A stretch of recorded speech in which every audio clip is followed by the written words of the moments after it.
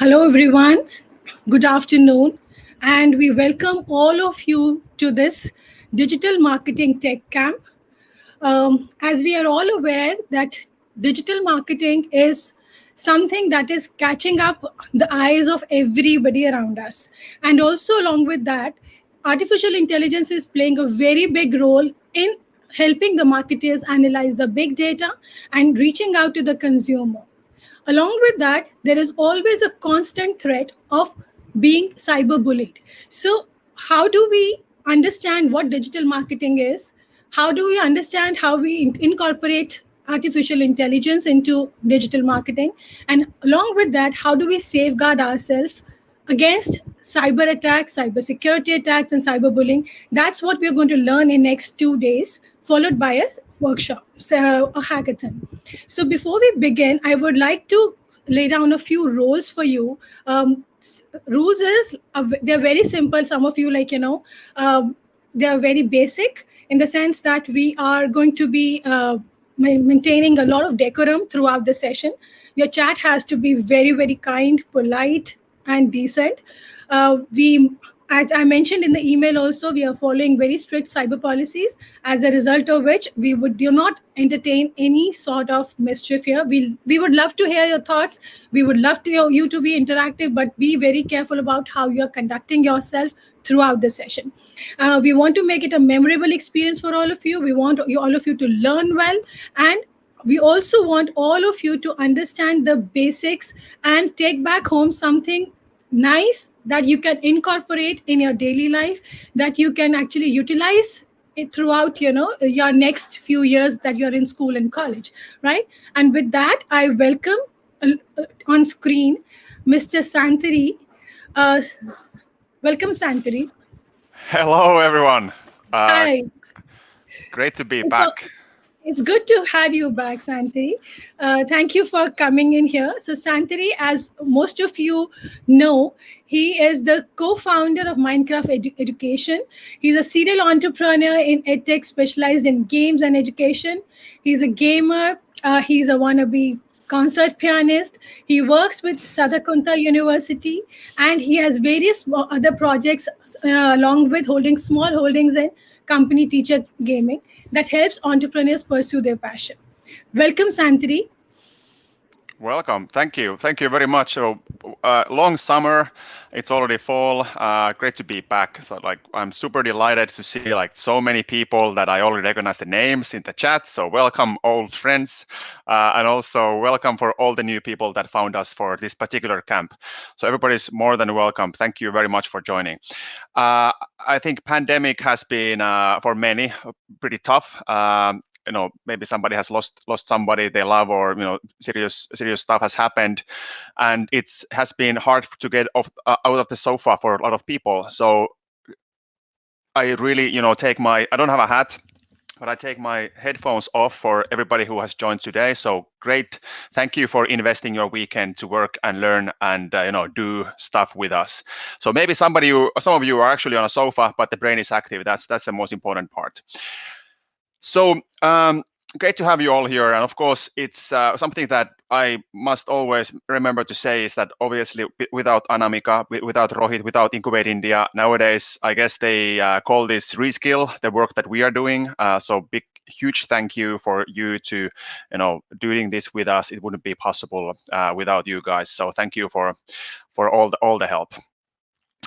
Now, Anamika already did a great introduction about me. So basically, I'm a classroom teacher by background. I have 2 failed companies and 1 successful company in my sleeve so far. And I've been committing the last 2 or 3 years pretty much helping other entrepreneurs to succeed. And one of my best, weekend stuff that I've been doing is to actually work with you guys and to try to create models where we could spread important information about different types of tech like AI, like robotics, things like that. I mean, old friends who are on the chat already know what type of topics we have discovered or discussed. And today, of course, who cares what you know or what type of products do you have if you don't know how to promote them and market them, get out those out of the door. So this is a really important topic for us to cover for that particular reason.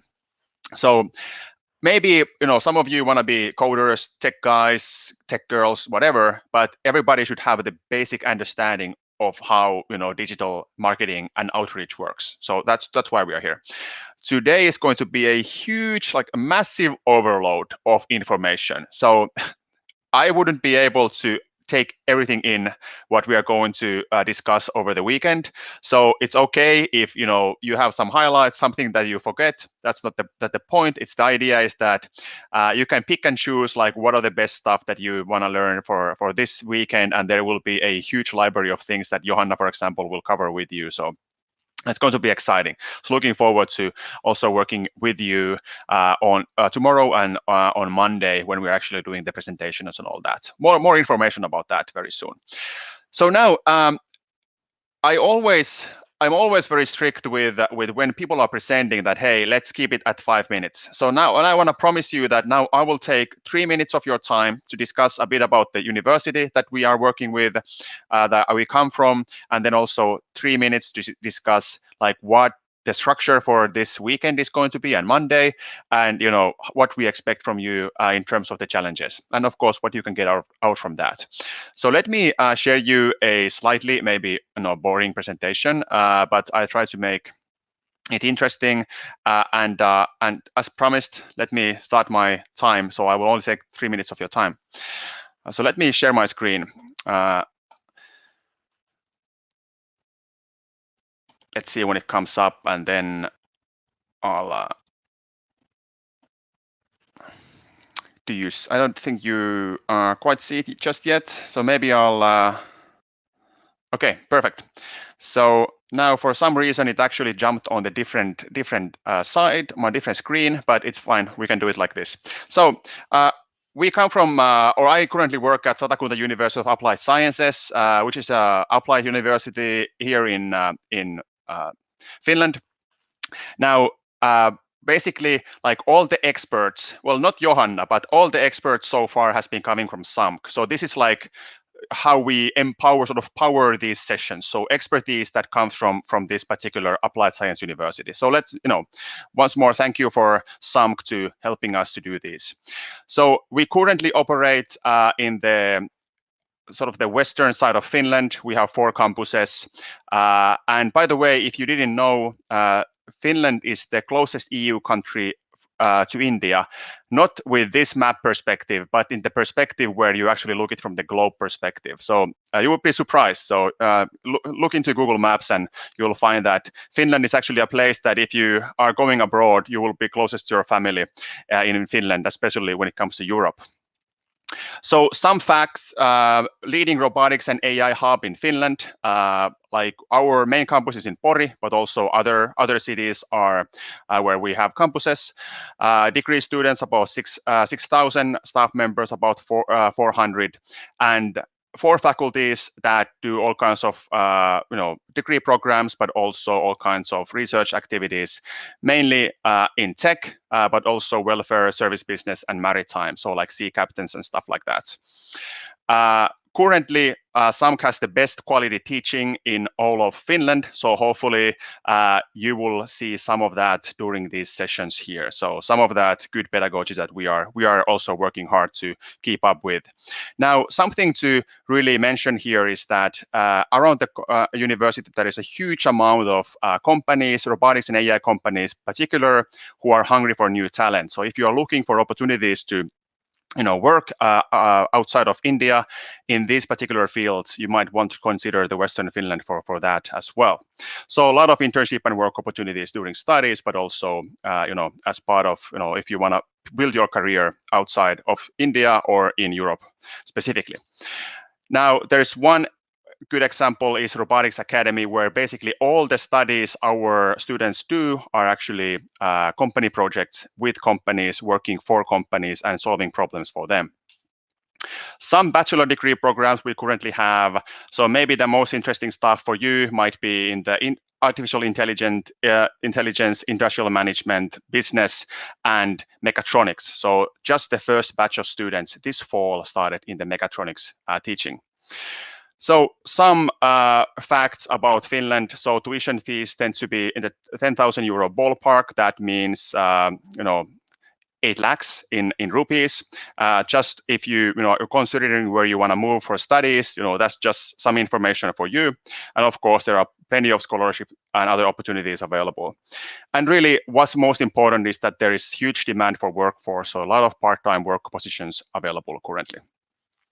But that was really the 3 minutes. I actually went 10 seconds over with the university presentations. I'm happy to answer any questions. You can connect me over LinkedIn if you want to ask something about the university and all that. But that was the university part. So then let's look into what will happen over the next 3 days. And now we are having the day 1 today, so Saturday, day 2 on Sunday, and then Monday will be the day 3. A lot of stuff that will take place. Actually, it might be easier for me to show it from this website that you also have access to, the Digital Marketing Tech Camp. So today, it will be mostly about Johanna sharing you a ton of information about digital marketing. And please ask as much questions as you can. We have discussed with Johanna that she'll follow the chat or give like a moment of breather once in a while to just look into what questions you might have. And of course, we are constantly moderating the chat, like what happens in there and what type of ideas or what type of comments, questions you might have. So be very interactive. I think we all get most out of this event when you are as interactive and active as possible. So please ask your questions at all times when something comes up. There will be also some very interesting guest lecturers coming from the industry, giving their expertise to you as well. So stay tuned for that. Now, on each day, there will be a bit of a multiple choice sort of assessment just to make sure that you guys are there, you are following, so we know who deserves the certificate and who doesn't. So I'll come back to that. But day 2 starts at the very same time as day 1. So very similar day, more topics from various fields, more guests coming in, also more opportunities for you to ask questions. And then at the end, we'll talk about the challenge and how we expect you to prepare your sort of challenge presentation for Monday. But now, thing is that after this, I'll actually share you a bit about the challenge, so you will know how you are supposed to use the information from this particular information overload you are going to get. And then once more, starting at the same time, day 3 is going to be about the shortlisted presentations. So the best presentations will get a chance once more to showcase. You can pitch, you can present yourselves, and it will be hopefully around 30 people that we can once more invite to present. So plenty of opportunities there. And so far, what I've seen is that if you really do a genuine you use your brains, put your own ideas into the presentations, you will be pretty much guaranteed to present. So very often, we see about 30 to 40 like really solid, really cool presentations that we want to hear. And the rest is more like copy paste from what we said to you. So really, if you put the effort, if you put your own ideas, and it looks like, okay, we have 35% presentations instead of maybe 30 that we have time for, we'll make sure that we get all the 35 in. So, we encourage you to, put your best effort into the presentation, and we'll make sure that we do our best to actually hear your presentation. So really, I encourage you to use the energy and work hard on the presentation and on your idea. But anyways, that's about the schedule. So we are starting every day at the same time. But now a small change to the original plan was that we'll actually share some of the challenge for you today, so you know how you are supposed to use all the information. So hopefully you can bit more sort of reflect on what you hear and make your challenge, make your presentation, make your plan already during this masterclass or tech camp. So about the prices, something very similar to previous tech camps or master classes. So when you attend all sessions, when you answer our mini assessments, you will get a certificate of participation. And also you will get opportunity for have a partner career counseling for our partners. So just let us know if you would like to join one, or if you would like somebody to get in touch with you and work with you to maybe find you a career or study position. All shortlisted submissions, so all the submissions that will actually have an opportunity to pitch, will get a certificate from our university. So it's already like something that a lot of people have been going around there, showing the certificates, getting good feedback from those. So really something that I think is very valuable for you to work on the presentation to get the certificate. Also, alongside with that comes the opportunity to talk with our career counseling direct from Finland, from our university. And there will also opportunities for other consultation and scholarships also for who are shortlisted. So just let us know, and we'll help you with that. Then the top 5 to 10 presentations will get like a special certificate, or what we would call a letter of recommendation. So it's basically a university signed by me as the university representative, where we are recommending you to, for a study position or a career or your first job. So if we see that you have really great ideas, you have put like a really great effort into your project, and the pitch is solid, we'll actually write you an LOR. So now, once more, I would say the minimum that we'll write is 5, but if there are really cool ones, more than 5, we'll make sure that everybody who deserves this gets it. So it's not like, 5 and you had a brilliant one, but which just didn't, take you in, so you don't get it. No, we'll everybody who deserves the LOR will get it from here. So just put your best effort, and once more you have a chance to get a letter of recommendation out from here. And of course, the best 3 presentations will actually get some stuff. So there is some some like a product prices as well. And of course, the best 3 will receive everything above as well. So I think the value proposition here is pretty solid, at least from my opinion. Please let me know what you think. But now, let's discuss the challenge for a moment. Last time we have been giving you the challenge at the very end. Now let's start with that. We'll give you more details about the pitch deck and the plan, how to put that together. But really, the challenge and where you need to sort of gather the information is going to be handed over to you right now. So the challenge is to create a go-to-market plan for India, for a foreign company. So basically, the background story is that you are a young expert, and an international company has asked you specifically, to help them. So their plan is to move into India, move to the Indian market with their product. And your job is to create a go-to-market plan for them, and then you'll do a 5-minute pitch for the leadership of the company about how you would execute the go-to-market plan.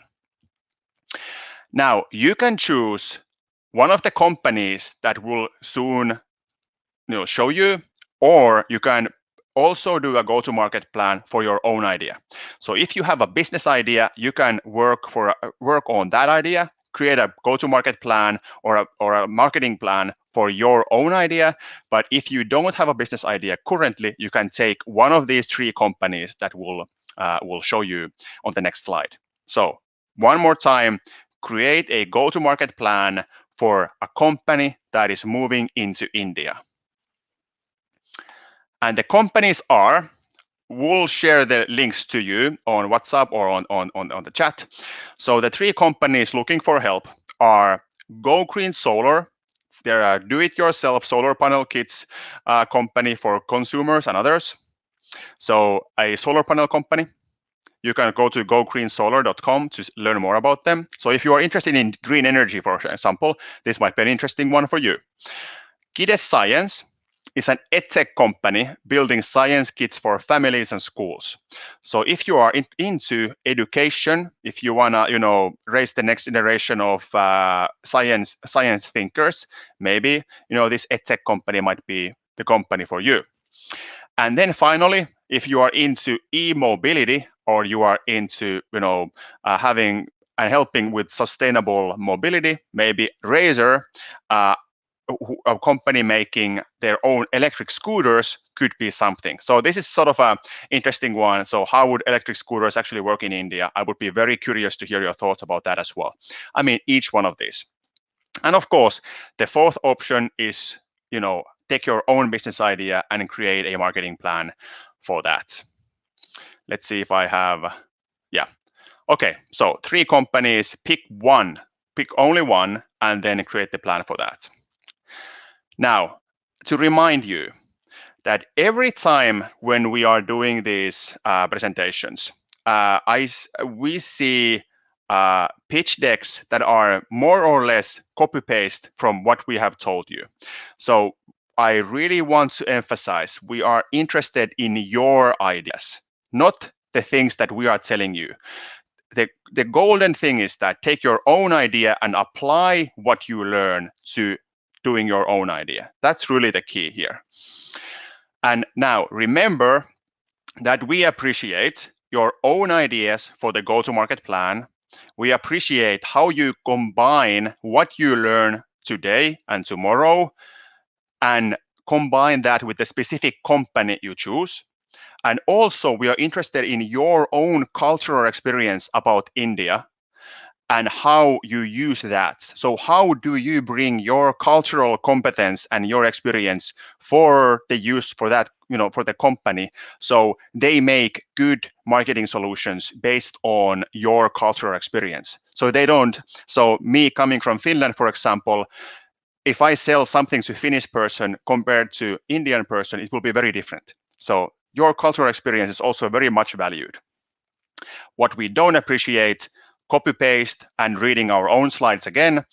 And remember, there are no right or wrong answers. We don't know what will work without actually testing. So we are here to experiment and build ideas. So really, that's about it.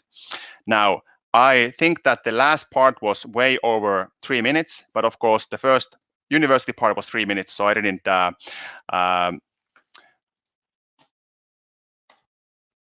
mess up there, but now it was slightly longer than what I maybe expected, but let's hope that was elaborate enough and you sort of picked the important stuff for this particular camp. So you know what we expect from you, and also how you can build like a really solid presentation for us at the very end and get everything home what you can possibly can. So somebody is asking already what the go-to plan means. So a go-to-market plan is that if a company wants to go to, let's say, to India, I'm building a Finnish company and I want to move into India. I create a go-to-market plan on how my company is going to enter India. So there's where we need your digital marketing help. All right. So, hey, I think that the presentations are going to be 5 minutes. But I think that's enough of me talking. I've already extended my welcome for this very particular, opening ceremony here, and I think that Johanna is already itching to, open this, the presentation and with with all the information. So, any questions now about what I was just telling you? Was there something confusing, Johanna? Did you understand the go-to-market plan? Can we do changes in the product? Now, we are now talking about the digital marketing. So the idea is not to focus on the business or the product, but to think about the marketing for whatever it might mean. I'll be talking about what a marketing plan, what you need for that as well, like in half an hour. So everything will become clear. Yeah, and we'll repeat, of course, all the the challenge at the very end. But this was just for you to basically have a frame of where we expect your ideas, or like to what we expect your ideas for. And of course, submitting, like where to submit, all that will be told to you. So now you know the frame, you know the challenge, and you can take notes based on what Johanna is telling you. and teaching you and what you will learn over the course of 2 days. You can take that information, create the plan from that, and of course, please ask any questions that comes to your mind about, okay, if maybe there is a missing piece somewhere, just ask questions to get those missing pieces. Can we present a case study on different products? So let's work on what they have. So what you find from the website is what they have and what you are supposed to bring to India. So create a go-to-market plan for whatever that is. But if you feel like that there is something that they should change in order for it to work for India, we are interested in that as well. But the focus is in the digital marketing and in the go-to-market plan. And then, of course, Johanna is here to tell you about marketing plans and all that. So now I think it's high time. Maybe I've already talked way too much. So maybe I created more confusion than I created. But that's my job. Hey, so no worries. So now it's time for somebody that actually makes sense, like Johanna, to give you the real golden nuggets, and then we'll start combining those into golden idols on Sunday evening. So can I just sum up what you mentioned here? Yeah. So first of all, I have shared on the WhatsApp group the 3 companies that Santini mentioned. 1. So you have to pick up any of the company, go to the company website, look at the products. Now imagine that product has to be launched in India, right? So if you have to Indianize that product for Indian market, right, you have to make a few changes in the product or whatever marketing plan you have for that. That's what you want to create. It's very simple. So look at the websites, not now, but after you've listened to day 1's session. So look at those websites, pick up the product that you want to work with, think how you are going to bring it to India. If you're bringing it to India, what kind of permutation combinations you would require in the product, one, and what would be your go-to market strategy to meet the Indian market. So we all are Indians, we understand what kind of products we like, what is it that excites us, what is it that is a deterrent for our purchase. So what we have to do is, keeping Indian mindset in your mind, you have to come up with a marketing plan based on what Johanna would teach you now. It's very simple. Don't get confused with anything. Yeah. The goal is very simple, but what happens in the middle is going to be very interesting. So, and that's what we are asking from you. So, but okay, I think now it's already high time for let Johanna to take the stage, and at least for me to disappear in the background and just be there and. Yeah. So one more question I'll answer. How and where will we submit our presentations? Don't worry, we're going to go about that later on, step by step. Today is just that you have to look at the websites and see what Johanna is teaching you, see what product you want to work on, and start working on it. We'll tell you all about how to submit the assignments and submit your projects. We'll do that. Don't worry about that. You can tell about anything. So let's put it a break here. And I'm going back on the backstage. Santari is going backstage. We have managed to create our own confusion, and we are leaving Johanna with you. Thank you. Good luck, Johanna. All right. Thank you. Enjoy the weekend, guys. See you. Right. Great. So my first slot is gone. I'm going to try to be a bit quick with these first 2 sections. My name is Johanna. I've been working as a marketer and a journalist for the last 7-8 years. I'm actually an old colleague of Santari's. So we used to work together at Teacher Gaming, where I was the CMO. And right now we've got a company called Curiosity Inc., where we're, taking Finnish education to places like India. And I'm the CMO there as well. So I've been doing marketing for quite a few years, and I'm basically self-taught because I actually studied journalism in university. So everything I've learned is through things like this. So I've got an idea of what you're looking for. But I'm going to stop talking about myself and start talking about what you're actually here to learn about. So I'm going to share my screen. There we go. And here we go. Hope you can see that presentation there. So our first section is the fundamentals of digital marketing. So we're going to be talking about the basics, basically what we're going to be going through this weekend. Today's business is pretty much entirely conducted online. Obviously, we've got stores on the streets, but even those are doing marketing online, and there's good reasons for that. First off, almost 60% of people worldwide use the internet. This is every country in the world. So that's way over half of the world's population who have an internet access. Someone says they're unable to see my screen. I see it here. So can you see the presentation now? If you let me know in the chat. Yes, we can see that. Okay. Yeah, we can see. There's still people in the chat saying there's. I guess. Okay. Yeah. There we go. So you didn't miss anything. This is the first proper slide. So, like I said, 60% of people worldwide use the internet. 93% of them are on social media. So most people who use the internet are also on social media in some capacity. Not all of them are super active, but even like grandmothers are using it to keep in touch with their grandchildren. And depending on the study, depending on the country where it's done, this number varies a little, but 1/3 of our waking time is spent online. So we spend time at work online, we spend time watching Netflix, we spend time just scrolling on social media. So we spend a lot of our time online, which is why businesses are reaching out to us online as well.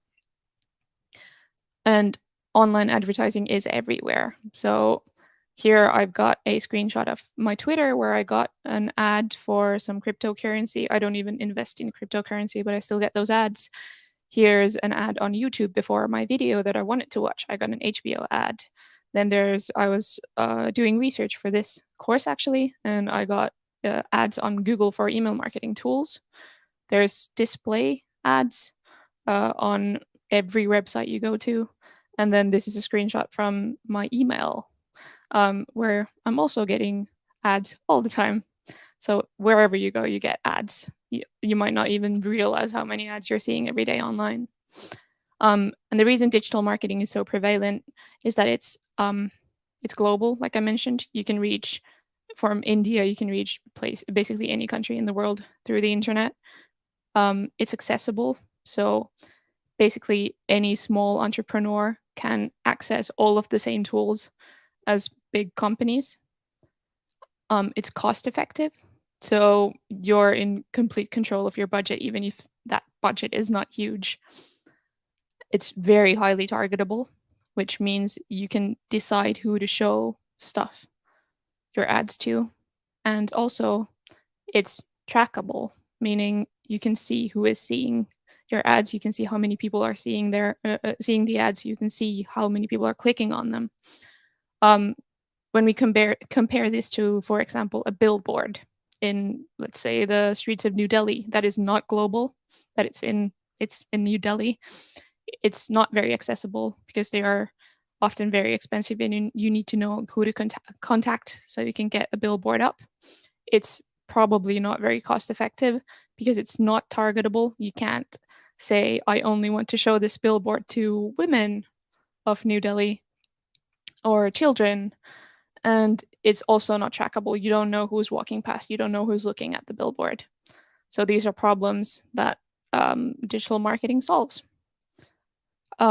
We've got some topics today that we'll be covering, or this weekend. You have a rundown of them on the agenda, but I'm going to go through them again. So we'll be talking about search and display ads first. Those mean ads that you see on Google when you search for something, or display ads are ads that you see as banners on websites when you scroll. Social media marketing, especially you will be talking about maintaining your kind of organic, natural community, your presence on social media. We'll be talking about SEO, which means search engine optimization, which is all about trying to rank higher when people are searching for something relevant, so they see your company and not other companies. We'll be talking about email marketing, which I hope everyone's very familiar with, those offers you get in your email. And then we'll be talking about chatbots. Santeri will actually be taking that because I'm not quite as familiar with that. It's usually his job at our companies. But the possibilities for digital marketing go so far beyond all of this. So there's so many tools, there's so many different possibilities for reaching out to your audience. There's, for example, there's audio marketing like podcasts, or there's influencer marketing, paying people to show off your product on social media. And there is in-app marketing. When you play games on your phone, you get ads. But I only have so much time, so I'll only be going through these 5 things this weekend. One thing that really defines digital marketing is that it's data-driven. There's so much data that we have about our audience and about our performance and about the world in general, about our competitors, that we need to process and we need to be able to use to our advantage when we're doing digital marketing. And here are just some kinds of research that you'll be doing as digital marketers. So there is customer research. You need to know who your audience is, how they're behaving online to be able to target them. You'll be doing competitor research. You'll be seeing what your competitors are doing online, what you could be doing better, what you could be emulating. There's trend research. You need to see what's really relevant on the internet. There's keyword analysis, which is really important for search engine optimization and search advertising, which means what keywords are leading people to my company or products like mine. There's performance analysis. Obviously, you'll be looking at how your ads are performing and what you could be doing to improve them. There's A/B testing, which is a part of performance optimization. So that means sending out 2 different kinds of ads to people and seeing which one performs better, and then taking that data and basing your next ad decisions on that. There's copy optimization, making your copy, the text of your ad or your email, better, more relevant, so people click on it more. And then there's customer surveys as well, seeing what they think about your product, seeing what they think about your ads. So that's a lot of research you'll be doing, and that's a lot of research to be doing by hand, which is why we use AI to help us do all of this. So in the simplest terms, AI, artificial intelligence, it collects data and it processes it and it makes it into reports that either you can use or the AI can use to take action. So this might mean, for example, that it sees your email hasn't done so well. It reports to you that people haven't really opened this email. Why is that? So you might realize that there is a typo. You've made a mistake in the headline, and that's why people aren't clicking on it. And you'll take action. You'll proofread better. And that's like a really, really basic example of using AI in marketing. But there's so many applications. There's 3 different things that we use AI in marketing. It's to analyze data, because there is a lot of data, like I said. It's used to automate menial tasks, because there are a lot of those as well. We'll be getting to that. Things that take so much time when you do them by hand, and there's so much potential for human mistake, where a machine can do it well and it can do it fast. And it's used to improve your performance and get more results for your money. Online advertising, like I said, is everywhere, but so is AI. So when you go on Google and you search something, you get results. Those are all based on an algorithm that is run by an AI. It knows what it should show you based on what you've been doing on the internet before. When you go on Instagram, you see, content from friends and people you follow, but that's not random. It shows you things based on an algorithm, again, that tracks you and sees what you're interested in. When you go on Amazon and buy something, it might recommend other products to you. Again, an algorithm, machine learning, figuring out what people like based on their purchase history. Then on LinkedIn, for example, if you're looking for a new job, it'll recommend things to you. Again, an algorithm, as well as Spotify. So when you're listening to music and it makes like a mix playlist for you, again, based on artificial intelligence, machine learning algorithm. So everything basically that we're shown on the internet these days somehow uses AI, and that goes for marketing as well. At this point, we'll be moving to the second section of the day, which is tools and techniques. I know it might feel a little bit weird to be talking about tools and techniques before we talk about the actual marketing channels themselves, but I wanted to do this now so you get an idea of the things, the kind of research you might be doing for your presentation for the marketing plan. And I'd like you to put some of these things into your bookmarks for later, so you can then use them immediately after the lectures. So let's start. Now we're getting to the assignment. So please listen up. If you're scrolling on your phone, please listen up now. You're going to need this. So every serious business, every single business in the world needs a marketing plan. Not all of them has one, but every single business needs one to reach out to their audiences. I have a very basic template here for a marketing plan. Please don't copy this for your assignment. You can use this for the kind of building blocks that you need for the presentation, but I think we're looking for something a little bit bigger. This is not going to carry you through the whole 5 minutes, but you can take a screenshot of this for, brainstorming later.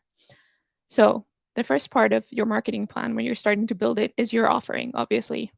What is my product? What is my service that I'm trying to market? So this is before you talk about value or anything, value propositions or anything, just talk about it in plain terms. What is it that I am selling? So it could be electric scooters, like we talked about earlier. Then your objectives for your marketing. What do I want to accomplish? So in this case, you're trying to get this company to lift off in India. So you're trying to reach out to Indian audiences. And here you might want to include concrete goals. How many people do I want to reach out to? How many views do I want to get? How many purchases am I aiming for with this marketing campaign? Then your brand value. What is it that my product offers that others don't? So a lot of the time you will have very harsh competition, and you need to know what your strengths are. What is it that you can leverage in your marketing that you can compare and contrast with your competition? And obviously, to figure this out, you need to research your competitors. What do they focus on in their marketing? Why do people like them and not me? How could I make them like me instead of them? And then your audience. Who is your target audience? What's their age? What's their gender? Where are they located? Hobbies and interests. These will all help you make more relevant content for them. As for this, and when you're doing your presentations, I don't recommend that you have the whole of India as your target audience, because it's really hard to market in a way that makes sense for everyone and for it to be relevant to everyone. So for a successful marketing campaign, you usually need to figure out a slightly smaller focused audience. So for example, electric scooters are usually, at least in Finland, they're popular with slightly younger people who use them to get around. And then there's like grandmas yelling at them because they're going too fast. So maybe leave the grandmas out and then just market to young people. Then your budget is really important. Obviously, there's no way of knowing what these 3 companies we have here have as their budget, but you can make something up that helps you figure out the scale of the marketing campaign that you're going for. And then another thing is the timeline. How long do I have to accomplish these goals? When do I want to accomplish these goals by? If you want to launch your product by Christmas, for example, then you'd have to figure out a marketing campaign for the next 3 months. And then the most important thing that I hope to be able to help you with is the channels, because there's lots of different digital advertising channels, and not all of them are a good fit for every business or every goal. So you need to figure out which channels are best suited for you, your product, and your goals, which channels your audience uses. So this here is what I encourage you to take a screenshot of. Hopefully my screen isn't too blurry. I think it, like people in the chat have been saying, I think it might be a video quality or an internet connection thing on your side. Hopefully everyone will. Johanna, can we maximize the screen for your presentation? Sure, I won't be able to look at the chat then, but I'll guide you with the chat. I'm there. okay, great. Yeah. So I'll click a picture then. There we go. Now it's as big as it gets. I think we move to the next slide. We need to go back. Yep. Yeah, There this we one. go. Yeah, I took a picture. I'll share it with them. Great. Next up. So now is the time to make notes on different kinds of tools that I think will be useful for you when you're doing research for your presentation. So first off, we'll be talking about search and display, which like I said, is about Google search results and those different kinds of banners that are on your websites. There is a tool that we'll be talking about soon in that presentation, which is Google Ads. Google has most of the market share for search and display advertising, so that's what I'll be talking about today. And I won't be taking you through the entire process of creating an ad on Google. That will come later. But there is one thing that's really nifty for a lot of different kinds of marketing, and that is Keyword Planner. So that's on Google Ads Keyword Planner. So here it helps you discover new kinds of keywords that people might find your company with. So here we've got Keyword Planner. I'll set different settings here, English language, and then India. So let's say we've got electric scooters. We can type it in here and press get results. So we can see here that on average, people in India are searching electric scooters 100,000 times to 1,000,000 times every month. And it's highly competitive. So it's hard to rank up. It's hard to advertise. It's expensive to advertise on that keyword. But there's different kinds of options for that are related. Other things that people tend to Google when they Google electric scooters, for example, what is the best electric scooter? What's the price for it? Different kinds of brands, for example. We can try something else. We can try, let's say, hot chocolate. I like hot chocolate. So if we're looking for that, we can see that people are not Googling that as much as electric scooters. So it's not as competitive. But then they're looking for different brands. They're looking for different variations of that. So this might help you kind of brainstorm different options, different angles of advertising. So if you're a hot chocolate company, you might want to go for vegan hot chocolate. That might be a special interest group that you'll be going for. Again, this will start to make a lot more sense when I get around to actually explaining search and display to you. But at this point, put this in your bookmarks. Google Ads Keyword Planner. The best free tool for social media then is TweetDeck. This is something that you can use to monitor for trends and different kinds of influencers in your kind of circle. So it lets you build different feeds on Twitter. I've got an old company's feeds here, but here I'm monitoring for people tweeting about my company. I'm monitoring different hashtags related to my industry that help me identify trends. And there's some special people that I've been following here. So I always get notifications for when they're tweeting. And this is a really good, one glance dashboard for building this kind of interactive tracking system for Twitter, because Twitter can get quite overwhelming, and it's really great. It's completely free. It's really great for building your presentations as well. If you want to get to know, for example, if you're not super interested in electric scooters, if you're not sure what people are talking about, you can go on here, you can create an account, you can start putting in hashtags related to electric scooters, and you can figure out what people are talking about, what they're interested in, and it gives you a good overview of what the audience is like for whatever company you're building the marketing plan for. So that is TweetDeck. Then there's search engine optimization. Keyword Planner is really great for that as well. But then we've got Moz that helps you do really great competitor research. I have something here already called PixoVR. This is something I've been doing for another project, but let's use that. It's a virtual reality company. So if I put it into Moz, it gives me free analysis on some of their metrics, like, for example, what are their top viewed pages, who links into the website, so who's talking about them, then which keywords are leading into them. So this is a really great way of figuring out what your competitors are focusing on when they're doing content, when they're doing marketing, what's working for them, how are people finding them, and that's probably something you'd want to emulate. And there's very, even though it's a free tool, there's very in-depth data about these keywords, like how hard it is to rank in them, how far your competitors are ranking. This is really great for comparing and contrasting what your competitors will be doing and maybe what you should be doing. Then last up is email and audience engagement, which is HubSpot.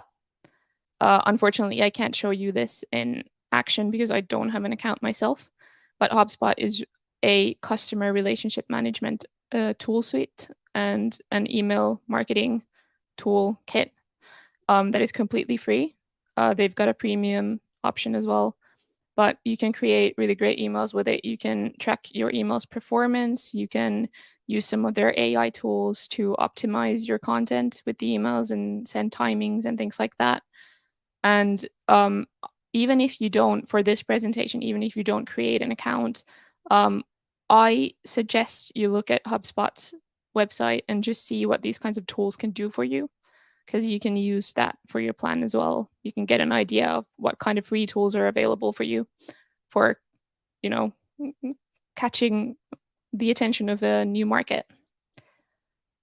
Again, I'll at the end of every section, I'll be talking about the 3 points of how AI is used to improve marketing. Again, we'll be talking about how it analyzes data. You saw here, you can analyze keyword performance, you can analyze your competitors' focus. There's automation. It can automate email sending, for example, on HubSpot.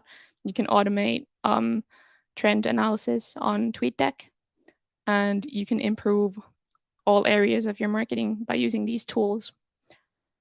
Again, hopefully most of how these tools work will make sense to you in like an hour, because we'll be talking about these channels now, finally. So do you think, Anamika, that we should have like a 5-minute break before we go into this? Because I think we're pretty much on schedule.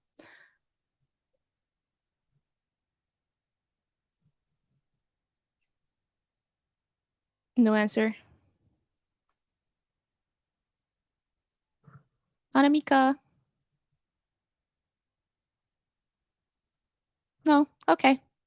I'll be doing the decision then. We'll be taking a 5-minute break, and we'll be back at exactly 4 p.m. Yeah? That sounds good? Good. We'll be back at 4 p.m. then.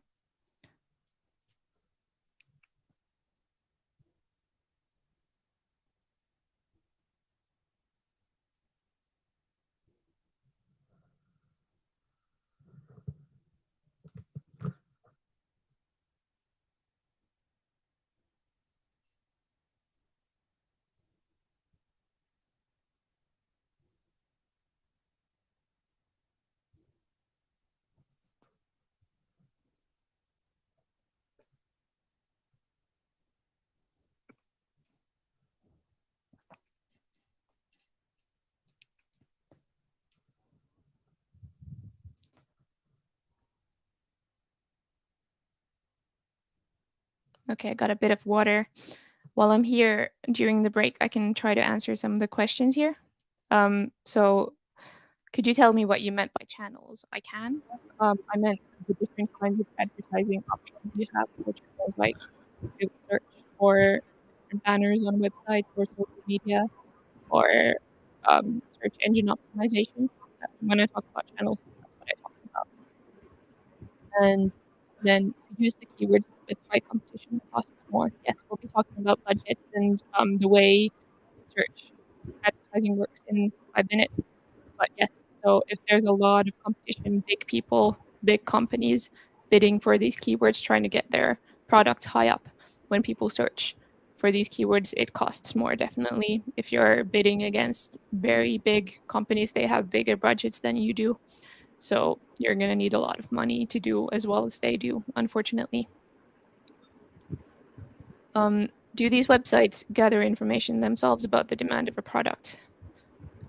So the tools, yes, they have information that Google provides. So all of this information is basically, it is available to you as well, but to see those patterns in your, or with your human eyes and your human brain, is going to be hard because there's so much data to process. They can instantly process so many keywords, like hundreds, thousands of keywords and pages and searches that would take just days and days and days of collecting by hand. And these websites, these tools can gather it for you for like in minutes. So that's why we use them.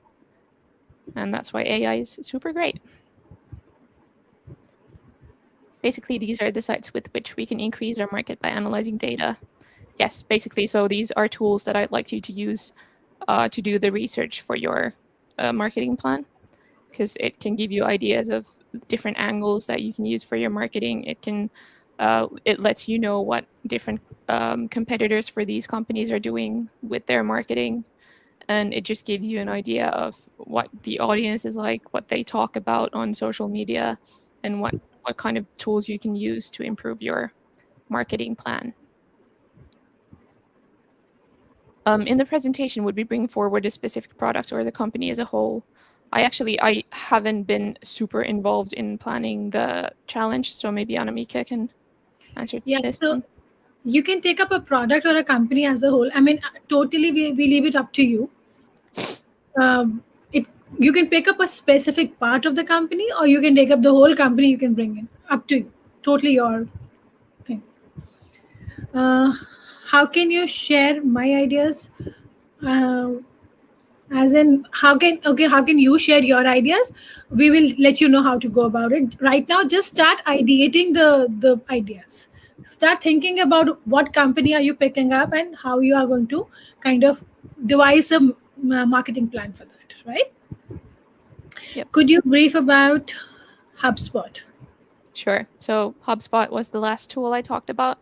I talked about it in the context of emails, but actually it's a much larger marketing tool suite that offers like a free light version of all of their tools, where you can just create an account and see what you can do with all of these different kinds of tools. They've got website creation tools, they've got search engine optimization tools, they've got customer relationship management, which means generating leads, collecting them into lists, and then kind of segmenting them into different groups. And they've got email marketing tools as well. And while I couldn't show you how all of that works in real time, I do encourage everyone to kind of go on their website and see what kind of tools they have at their disposal, because you can then use those maybe as part of your marketing plan. Are these websites basically connected in the field of AI? Yes, all of them use AI, and a lot of them are connected in that they're tracking each other. They're pulling data from each other. Like, for example, Moz uses Google for all of its data.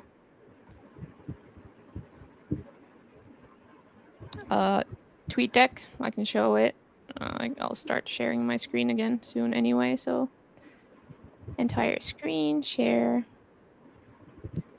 Yes, here we go. So again, it is a big dashboard that you can customize to your liking. You can follow different kinds of people. You can follow different hashtags. You can follow mentions of your product or your competitors. You can see what the kind of sentiment is. You can create different lists of audiences that you can see what's trending among those audiences. It's just a great for getting a kind of wholesome idea of what's happening in your industry. And then maybe one more question before I start. So yes, these tools will be very useful in what you're going to prepare. So please make a note of them. I'll be going through again all of the different channels for marketing, so it'll all make sense to you in a while. And the most effective ways to increase traffic, we'll be talking about that later. So I think we're ready to start. It's 4 p.m. now, so I'll start with the next section, if that's okay, Anamika. Yeah. So yes, Vicky, your question is that I said you can introduce a product or you can introduce the company. So you need to create a strategy for whatever you're doing, either the product or the company, right? I hope that answers the question. Sankalp will talk about what do we have to ideate. Give us a little time. So first of all, try to understand the tools, and then we are going to talk about how and what and where, right? Yeah. Yeah. I'm leaving the stage to you now. Great. There we go. So now I've got the presentation for the next section up. Hopefully you can see it. Can someone confirm in the chat maybe? So I know I'm not just talking. Yes, we can see that. So search, display, and social media. I'll get my notes up as well. Now we're good. So now we're getting to the good part. We're actually talking about the different channels that you can use to reach your audiences. Search, display, and social media are grouped here, but there are 3 very different channels with very different goals that they can support in different kinds of businesses. Search and display, I'll group them kind of together here. We all see this advertising every single day when we're on the internet. So I've got some examples here. These are ads that I got for Googling online classes. So these are online course businesses advertising on Google. So a lot of the time when you Google something, the first 2 or 3 results will be ads. You might not realize it, but they are ads, and it does say advertisement there. This is for dog training as well. Then we've got display ads, which are also, they are run through Google, but they are on different websites on the internet. So whenever you're using basically any website, they're going to have different banners for different kinds of products and businesses, and those are all display ads. I think that was on YouTube, and then that was on my company's website. So we're constantly bombarded by this advertising every single day. I'll be talking about how you can get a piece of that. I'll be focusing on Google for a few very specific reasons. So first off, there's 5.6 billion searches per day being done on Google, and all of those have paid advertising potential. So that is, every time someone searches something on Google, that is potential for someone with a business in that area to advertise on Google. They have 2 million websites on their display network. So 2 million websites have banner slots for different advertisements that are run through Google. And these ads, these search ads, these display ads, they reach 90% of internet users in the world. That's a lot of people.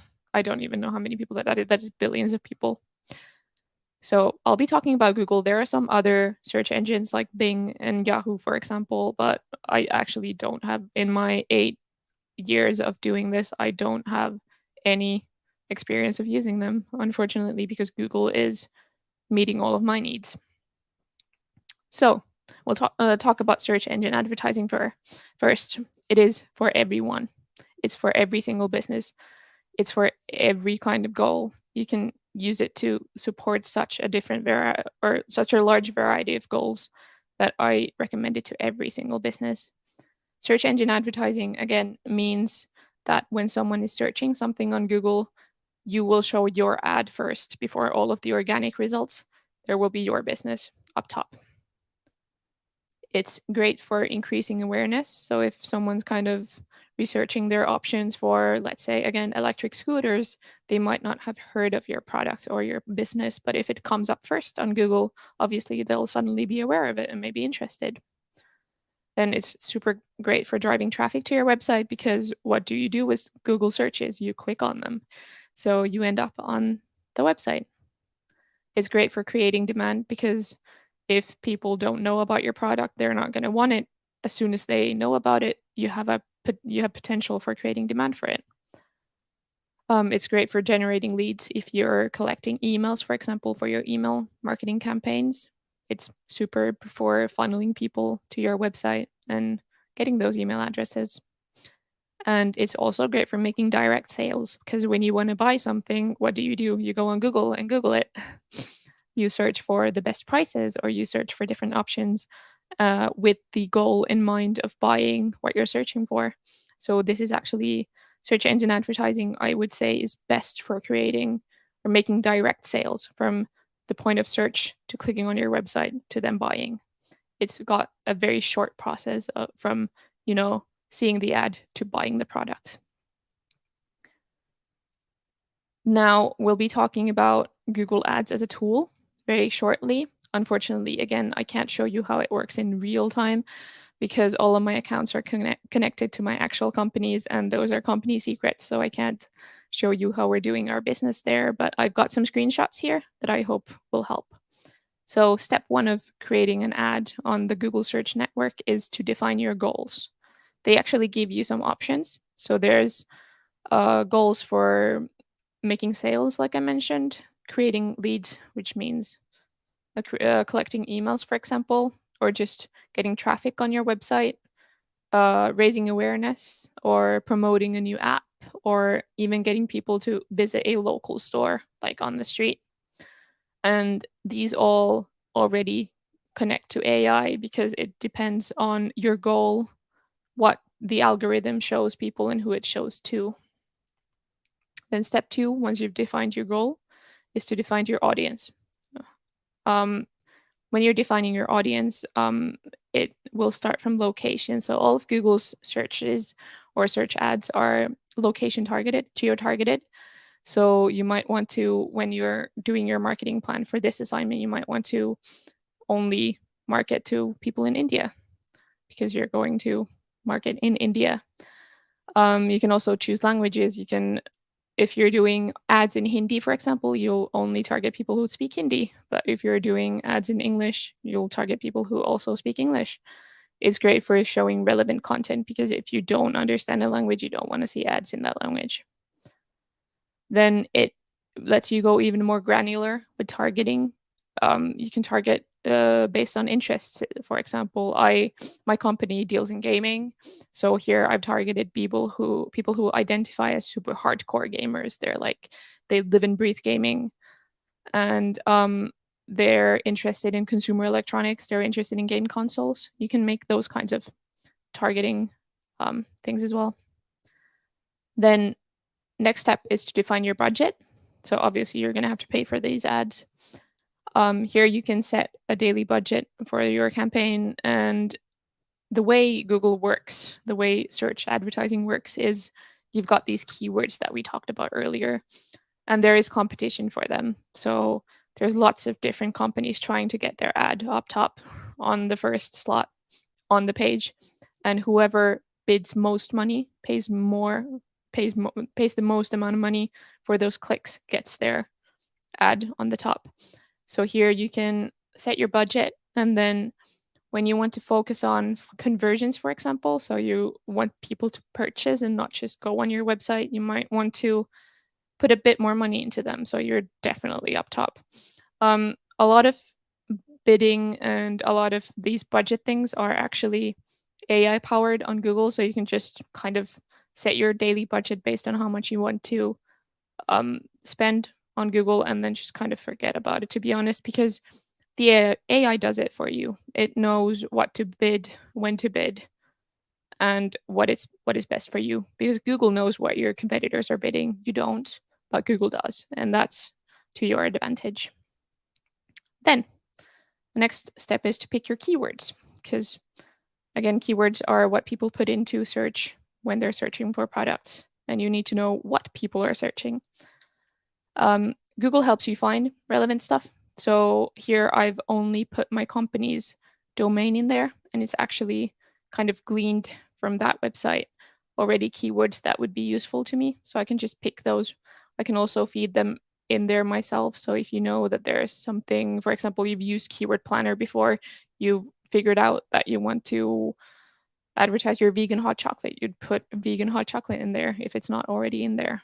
But Google helps you very much in brainstorming these keywords. And once you pick these, your ads will start showing when people search for these keywords specifically. And then the next step is to start creating ads, because obviously you need to have something to advertise. So here you'll be writing up different headlines, you'll be writing up different ad copies, like here's a superb offer to our new customers, or 10% off this or that. And then what Google recommends you do is you feed in quite a lot of those snippets, like from 5 to 10 different snippets, and it'll kind of mix and match them and see what works best. And again, that's AI in action. So to make all of this happen, you need to do a lot of research, right? Because it's hard to do that without doing some brainstorming first. So first, you need to figure out who your audience is, where they are, how old they are, what are their interests. So you can actually define that on the Google Ads side. You need to find out where they are, like I said. Then your keywords, using Keyword Planner again.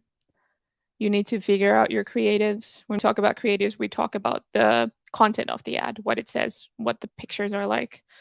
Although on search you don't have pictures, but you will later. And then last up is your competitors. And that's again where Moz, which I talked about earlier, comes in handy, because you can see which keywords they are bidding on. And maybe you don't want to do the same thing, because that can get expensive if you get into a bidding war with them. Maybe you want to focus on something else. Then I want to be really kind of honest with you, because marketing isn't always just, rainbows and kittens. There are downsides to all of these channels, and I do want to talk about them so you can kind of give it your honest consideration about what's a good fit for you. So with search advertising, there are some downsides. First off, it's very budget sensitive. So if you don't have the budget to go bidding against your competitors with these keywords, your ads might not show at all. If your budget is too small, your ad campaigns just aren't going to work. Google will alert you to that, but it's really quite annoying to have prepared a great campaign only to realize that you don't have enough money to actually run it. It's pretty low conversion. By conversion, I again mean whatever your goal is to get people on your website or to get them to purchase.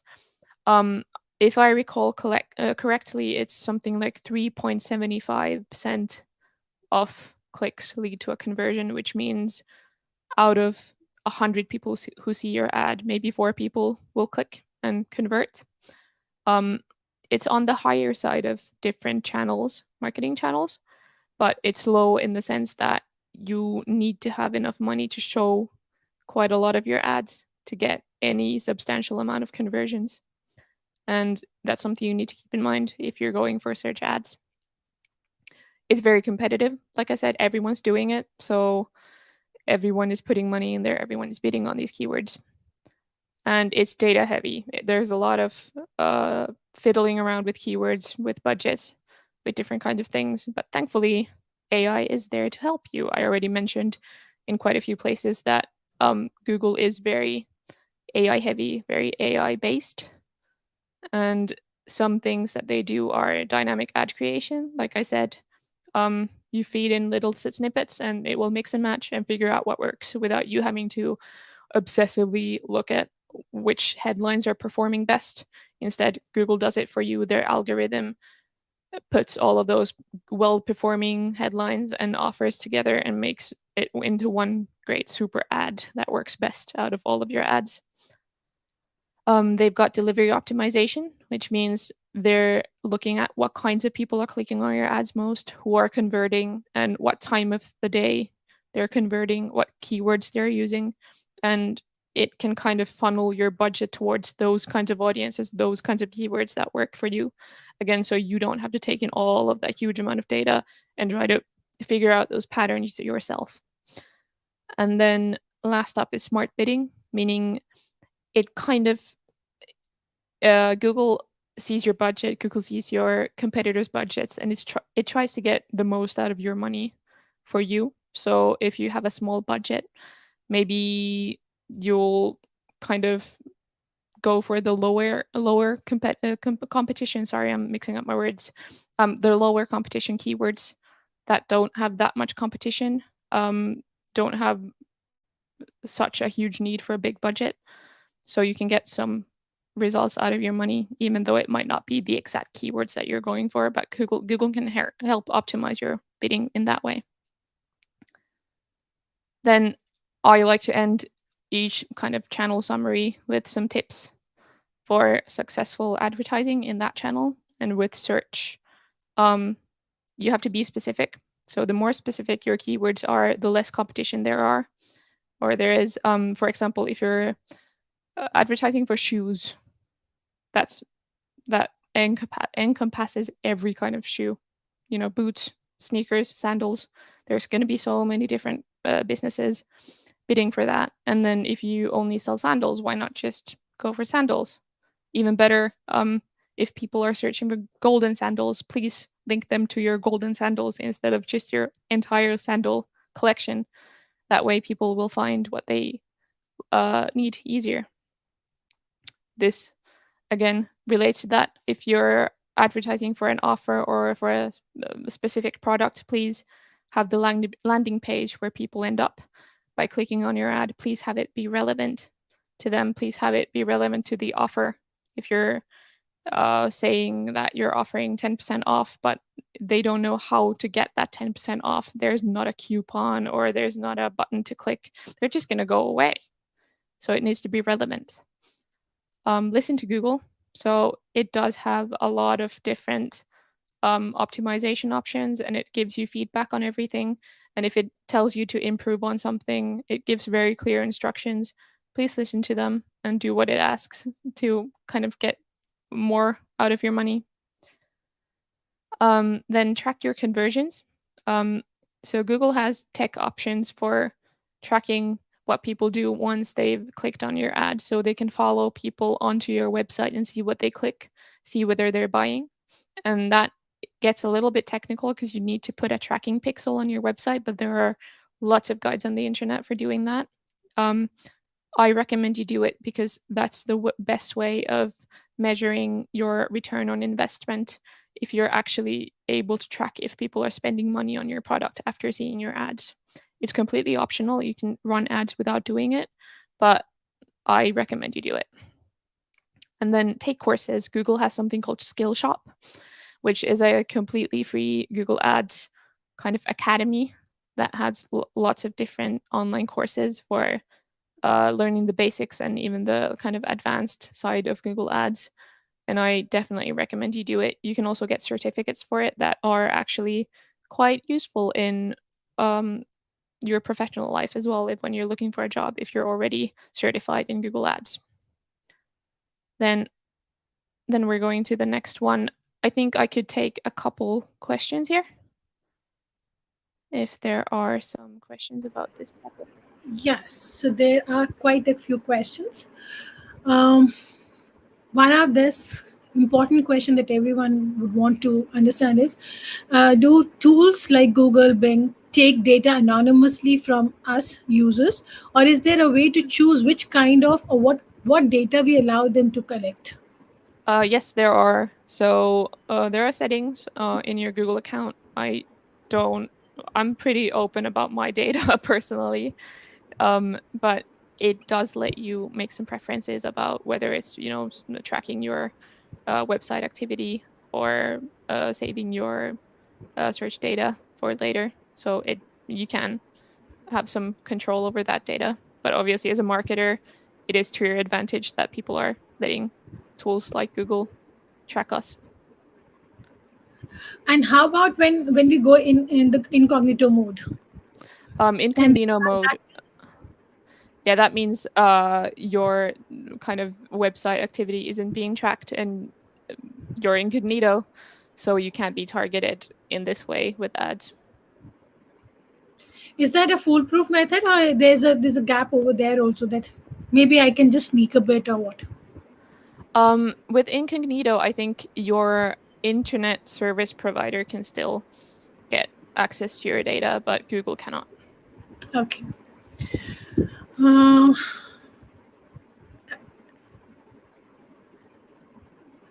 Okay, so Like, maybe we've answered this question, yeah. Shruti. Yeah. Okay.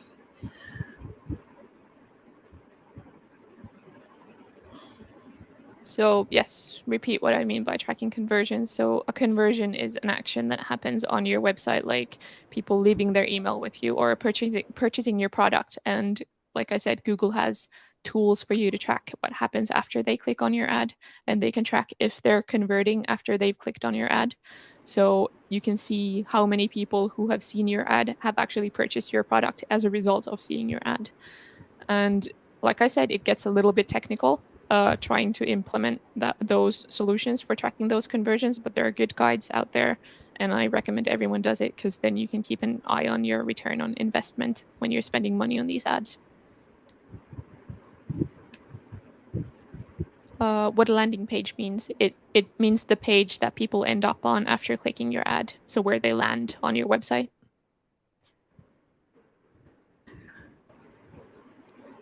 And tracking conversions, no. I mean, the worst it can do is annoy some people who don't want to be tracked but haven't um, unchecked that box in their settings. So they maybe don't know that they're being tracked. But no, it's not dangerous. It's very safe because it's Google. And then There's this question about how this product is better than the other products. Which product are you referring to? I mean, I saw your question earlier, but I couldn't figure out what does it mean. So is there any product that you have in mind? Or you generally asking whether how does it help us understand whether the product that we're targeting is better or than the other? Is there something of that sort? Kindly reframe the question for us. It will be helpful for us to answer.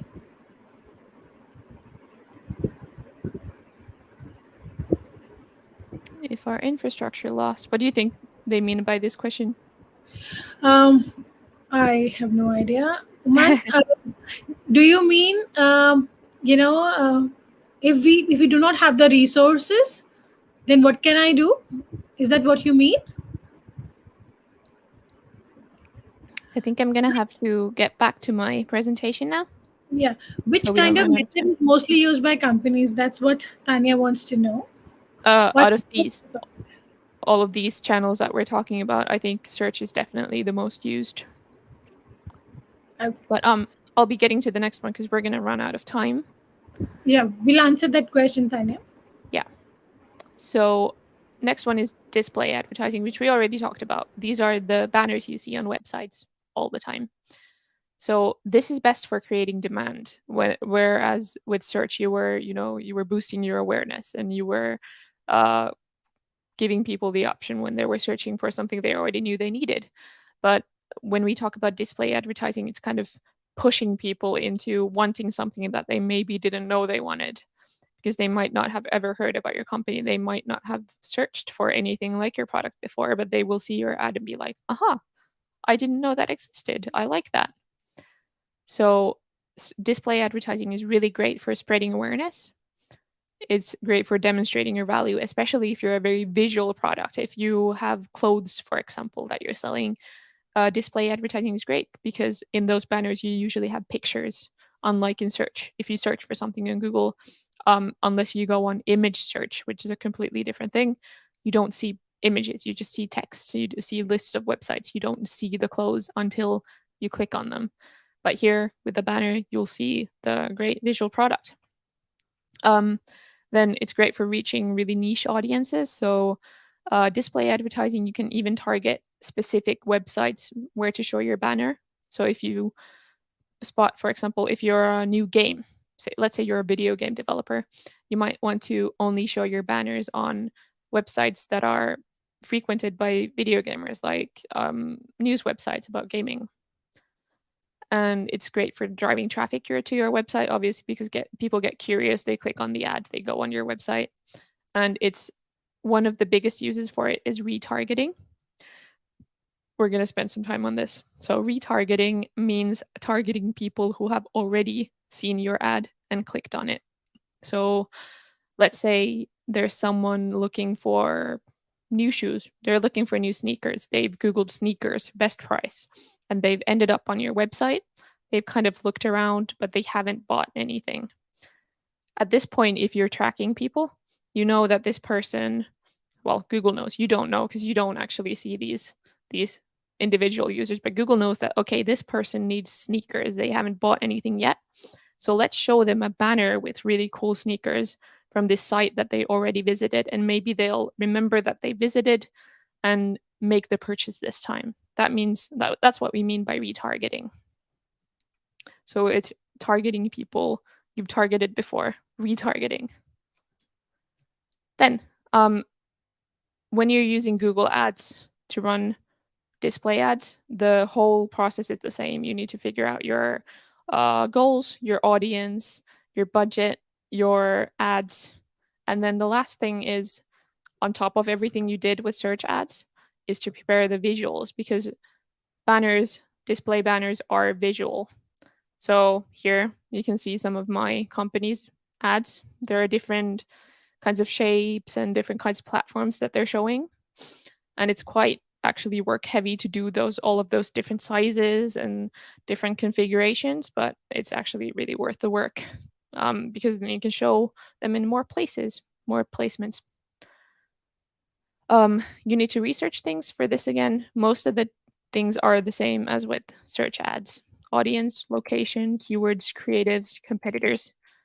So again, what your audience is, where they're located, what keywords they're using, what kind of places they're frequenting online. Your creatives, which means, again, the content of your ads, what kind of things work with your audience, and then what your competitors are doing, but then also placements. So by placements, we mean places on the web where you see these banners. You need to figure out what kind of websites you want your ad to show on, what kind of industries, for example, they're talking about, what kind of people go on them, what places they have banners in. So sometimes websites, when they're like this, they have them on the side, or they have horizontal banners between the content, and all of those things you have control over when you're using Google Ads. Then again, downsides of display advertising. It's quite a lot more expensive than search advertising, because it's got some advantages. You can show your product, you can retarget people. It takes quite a lot more space up on a website than just a little simple search ad, but that means it is a lot more expensive. I think it's something like 5 or 6 times more expensive than search ads, which again comes to, like, I don't know, when we're talking in euros, maybe 10 or 15 cents per click, but that adds up really, really quickly. The lead times with display advertising are long, meaning then that when people see the ad, if it's something that they don't immediately need, they might not even click. If they click, they might not purchase. They might mull it over. They might think about it for like a couple weeks, and maybe you'll use retargeting and show them the ad again, and then they'll be like, "Oh yeah, that thing. I might buy that." Whereas when people are using Google search, they're already searching for something that they need, and they might be, committed to making that purchase right then and there. And then it's just hard work. Like I showed you, there's lots of different visuals that you need to prepare. You need to have a basic idea of photoshopping, for example. Anyone can write, a couple sentences for an ad, but this needs a bit more work and a bit more skill. But thankfully, artificial intelligence is there to help you again. With Google Ads display tech, it's very smart. Again, it can kind of do some of the work for you. So you feed in a couple pictures, and it can kind of crop them for different resolutions and different configurations. Again, it kind of mixes and matches your headlines with your pictures and figures out what works best, so you don't have to keep track of all of that. Again, it's got the same tech for delivery optimization, so it knows who to show what to, when to show it. And then it's got automated bidding again. So again, for these placements, there is competition. Everyone is trying to show their products. in these banner spots at different websites, but it's going to try to find the right match for your budget. And then tips for being successful in this one: start very small. I say to most of my clients that I do these workshops for, I say maybe think of 5 or 10 websites that you want to show your ads in, and then just feed those into Google, the tool, and start there, see what works, and then you can kind of start growing from there when your budget grows. But just try it out with these kinds of small samples. Then do the work. So again, it's a lot of work. Please do it all. So if you only have one size of image, for example, you're going to be very limited in where you can show that ad. Whereas if you have vertical ads and you have horizontal ads and you have square ads, you have a lot more options for where and when to show your ads.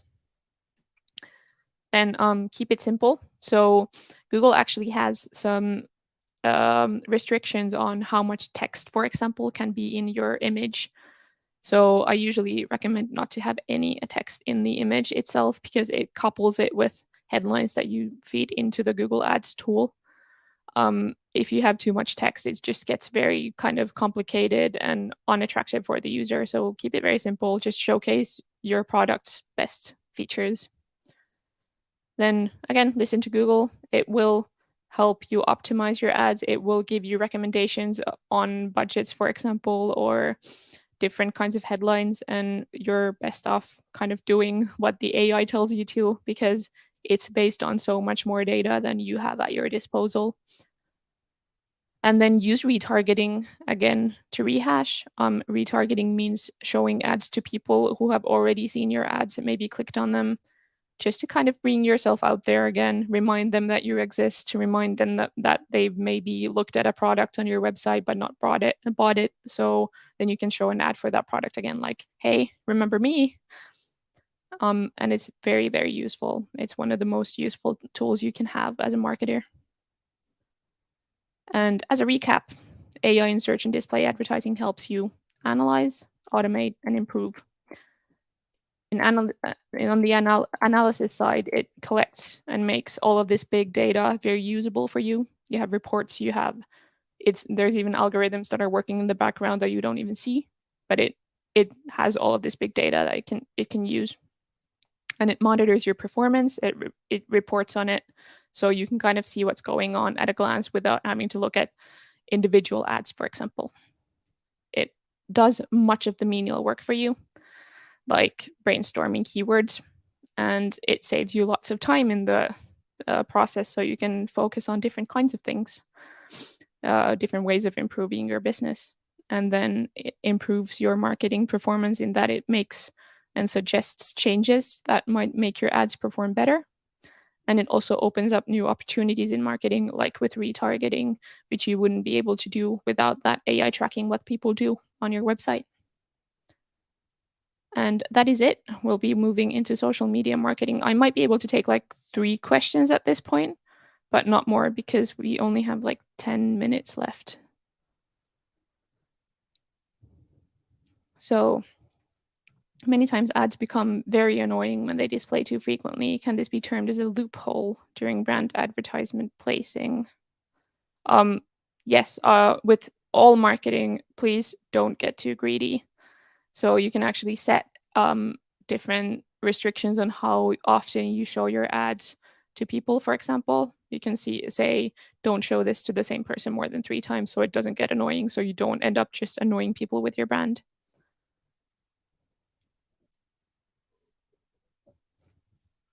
If a person clicks on the display ad and reaches the website, does the company earn some sort of money from that? Your company doesn't. Google does, because you pay per click usually. So you pay for people clicking.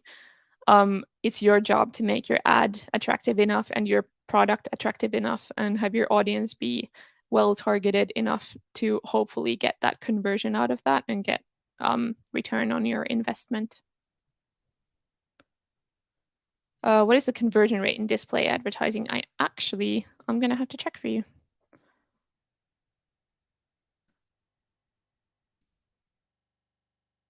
Just a minute. It's 0.77%. So it's much, much lower than in search. Could you explain long lead times again? Yes. So what I mean by that is that when people see a search ad, they've usually already searched for something that they need and they're committed to making that purchase then. So when they click on a website, they might immediately buy. But when they see a display ad for a product that they've never heard of, maybe, or they don't know that they need, and they're just kind of gonna click on it and then look at the website and be like, maybe, maybe not. It might take them a few weeks to make that decision, the purchase decision. I think I'll be moving on at this point because, again, we are running out of time. But we'll start talking about social media marketing next. And with social media marketing, it's very much a spectrum of different kinds of things you can do. So here is an example of a very traditional ad on social media. So it's, here's our product, this is what it costs. Then there's influencer marketing, which is paying people to show off your product.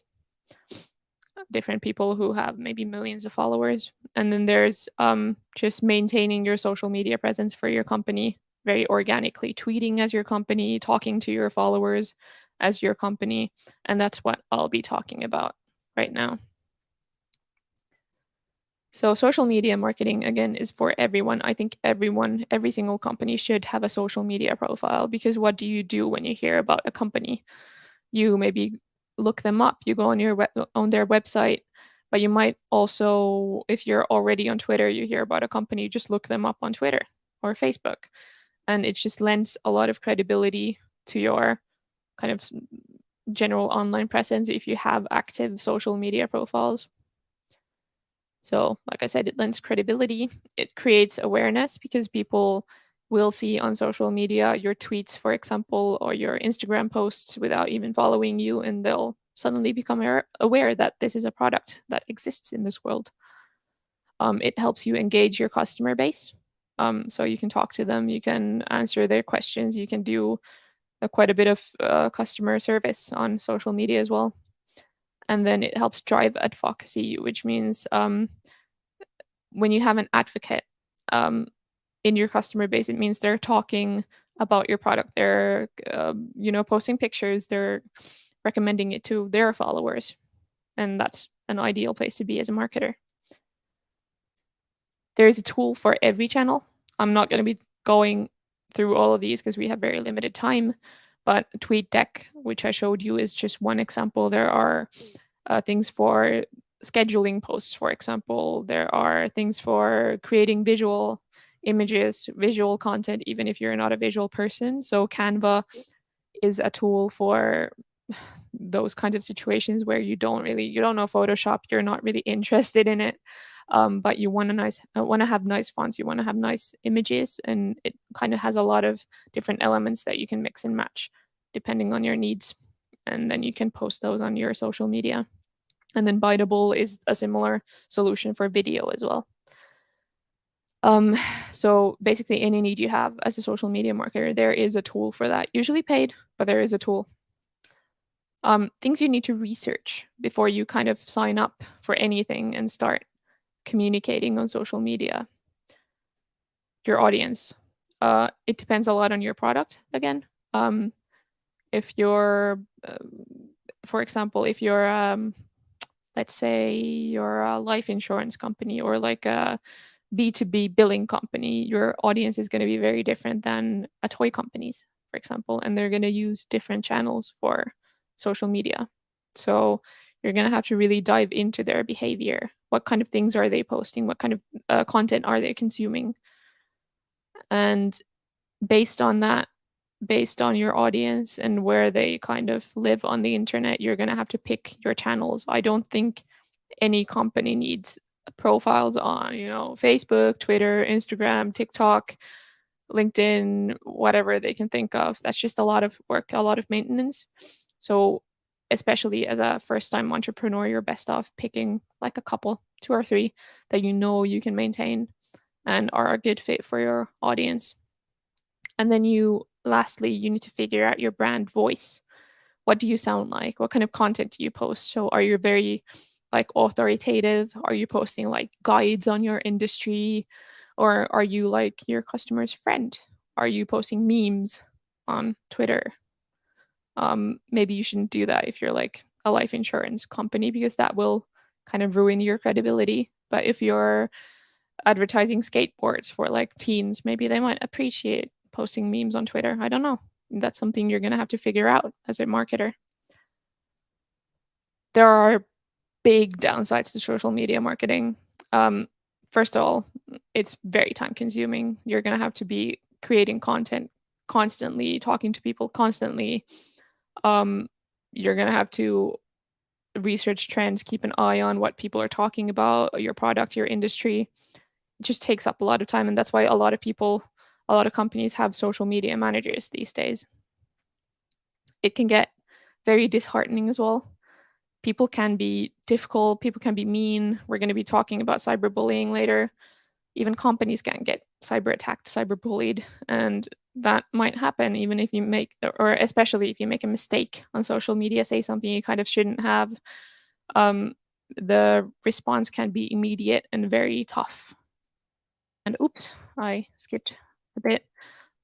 It can also get unpredictable. I especially mean social media algorithms, which I talked about earlier. That means what social media shows to whom. So as a user, you see a very curated feed of content that is curated for you, based on your behavior, and no one knows. Basically, no one knows how those algorithms work except for the social media companies. And if you follow YouTubers, for example, you can often hear them complain about stuff, that changes they've made to algorithms, which have led to them not really getting as many views as they could have, even though they have the same amount of followers. And that kind of sucks. And that's one of the biggest downsides to social media marketing, is because you never know when those changes are coming, and there's very little you can do to prepare for them. Then artificial intelligence in social media, like I said, it's in the background, kind of figuring out what to deliver to whom, what content to show people, including your company's content. It also helps you monitor trends. Like I showed you on TweetDeck, you can, for example, try to build different hashtag feeds that you can help. You can monitor trends through yourself, but there are also tools like AI-powered tools for figuring out what's kind of up and rising on, for example, Facebook or Instagram, what people are talking about, what's interesting, and you can kind of try to ride on that wave. And then there's also smart content creation, which is at this point very experimental, but you can actually use AI-powered tools to create content, create copy for your updates on social media automatically without having to do much yourself. And that's kind of an emerging technology at this point, but it's interesting. I'd keep an eye on it if I were you. And again, I'm kind of rushing through this so we don't go over, but AI in social media marketing helps analyze, automate, and improve as before. So it monitors and reports on your performance. Basically, every social media channel has built in like kind of performance reporting tools, so you can see who's looking at your stuff, how many people are seeing your content, how many people are clicking on it, how many people are commenting, how your stuff is doing. You can then try to figure out what's working and what's not. And then AI also tracks trends, tracks influencers, and you can use that data to your advantage.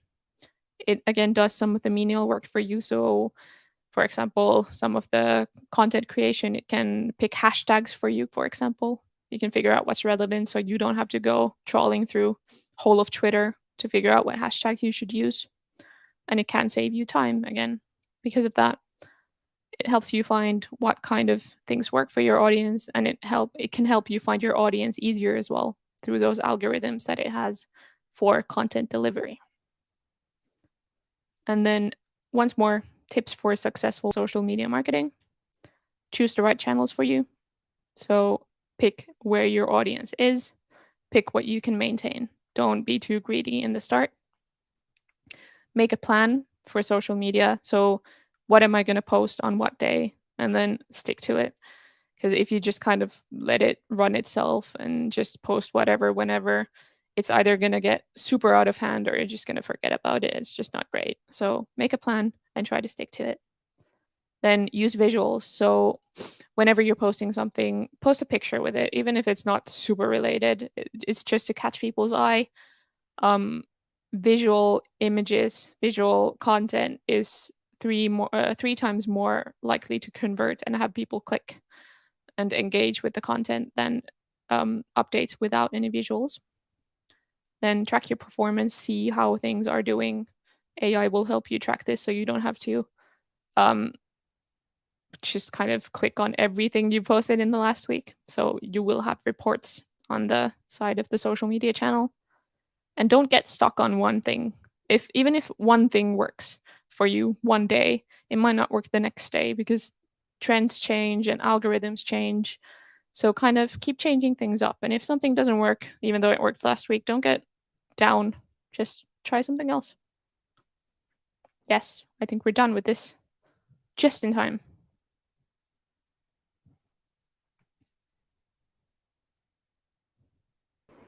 I think I was on mute. Yeah, perfect. Thank you very much. We'll take the questions later. Yeah. Now we have our next guest for the evening. I welcome Mr. Kapil Gupta. So are you there? Thanks, Anamika. Yeah, I'm here. Yeah. So we've been hearing a lot about how data is being manipulated or maybe taken by these the digital marketing companies and the companies who are advertising their products. And to just give you a brief background about Kapil, he's a founder and CEO of Om Logic Consulting, one of India's leading online social media agencies. He's an avid speaker on social media, entrepreneurship, and media agencies, both in India and internationally. So we're here now. Now with whole of this data floating around everywhere, I would want to ask you how is it that my identity is not stolen? What do we do with the data? So how do I prevent cyber attacks? Somebody trying to steal my information. Recently, we heard a case about our IRCTC, how a bug was detected, and the child could figure out all the details of people who had kind of tried to book tickets there. So these are very common things, and they are very frequent things. So today Kapil is going to talk to you about how cybersecurity is changing and how we have to work diligently towards protecting ourselves. Perfect. Thank you so much for that introduction, Namika. While I will definitely touch on the subject of cybersecurity as well as cyberbullying, I will also want to talk a lot about the various career alternatives that are available from a digital perspective so that people here, the audience, can get an idea of what it means. Let me actually start off, first of all, by quoting an incident from almost 10 years back. I got this email from a student, and the email basically said, dear sir, I met you at in my college. You came for a session, and so far my parents have looked at me as somebody who does nothing.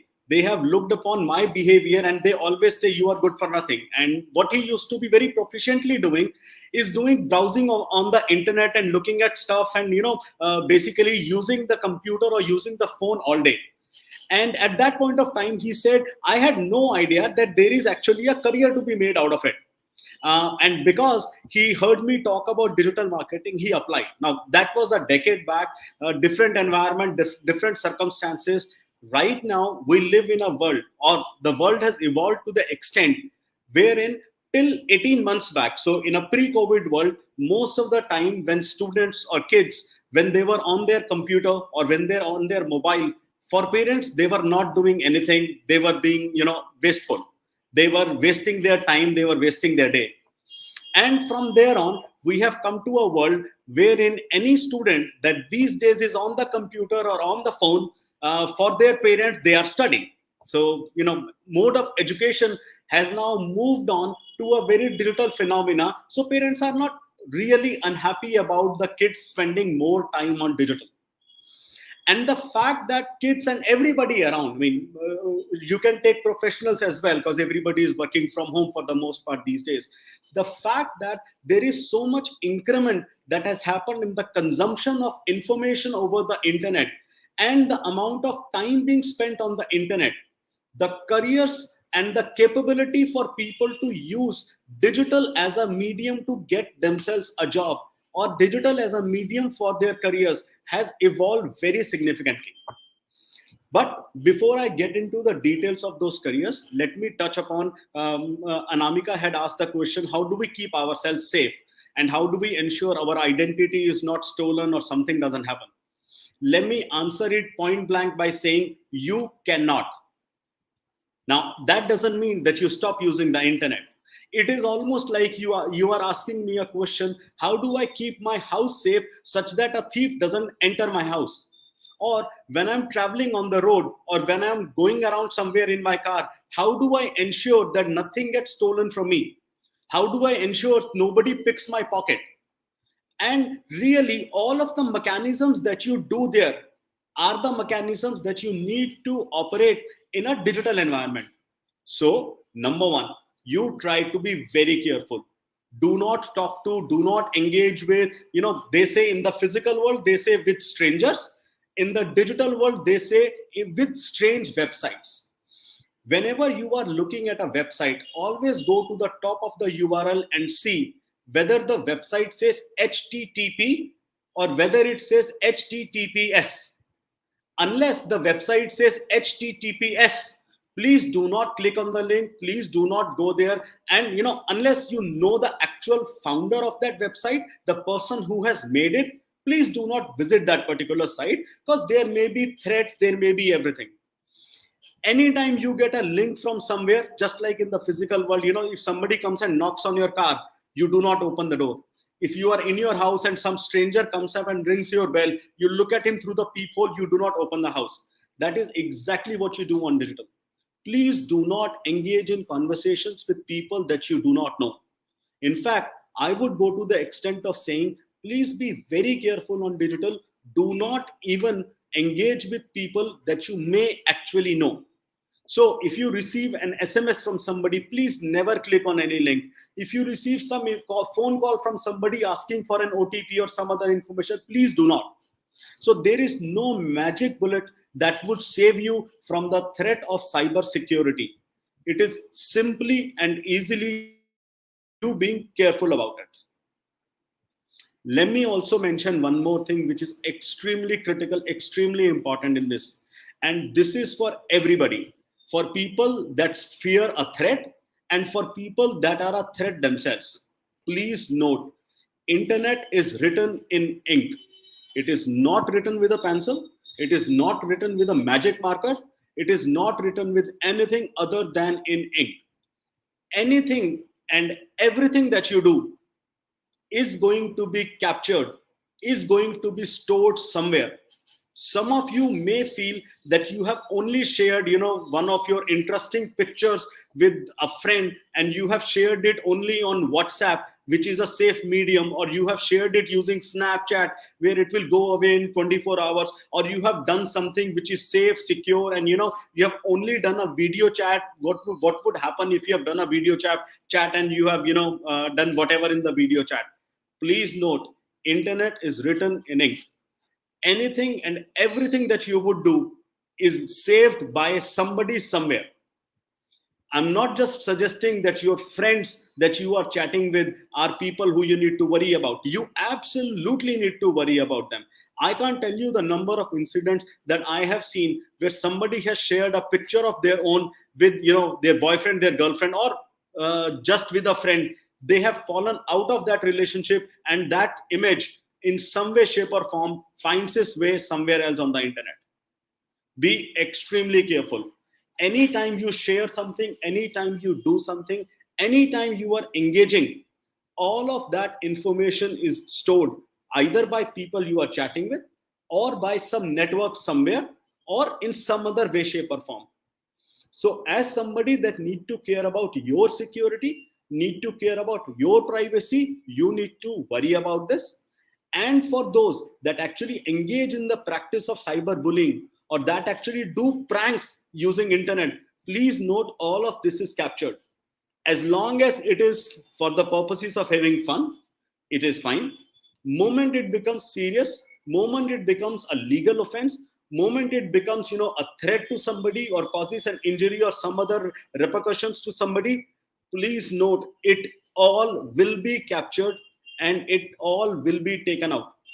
Specifically for audience of this particular session, where we are talking to students who are from 9th grade to 12th class, it is extremely important. You guys are just starting to grow up, you are starting to explore yourself more, you are starting to engage in all sorts of conversations, all sorts of dialogues. For people in 9th, you have just entered adolescence.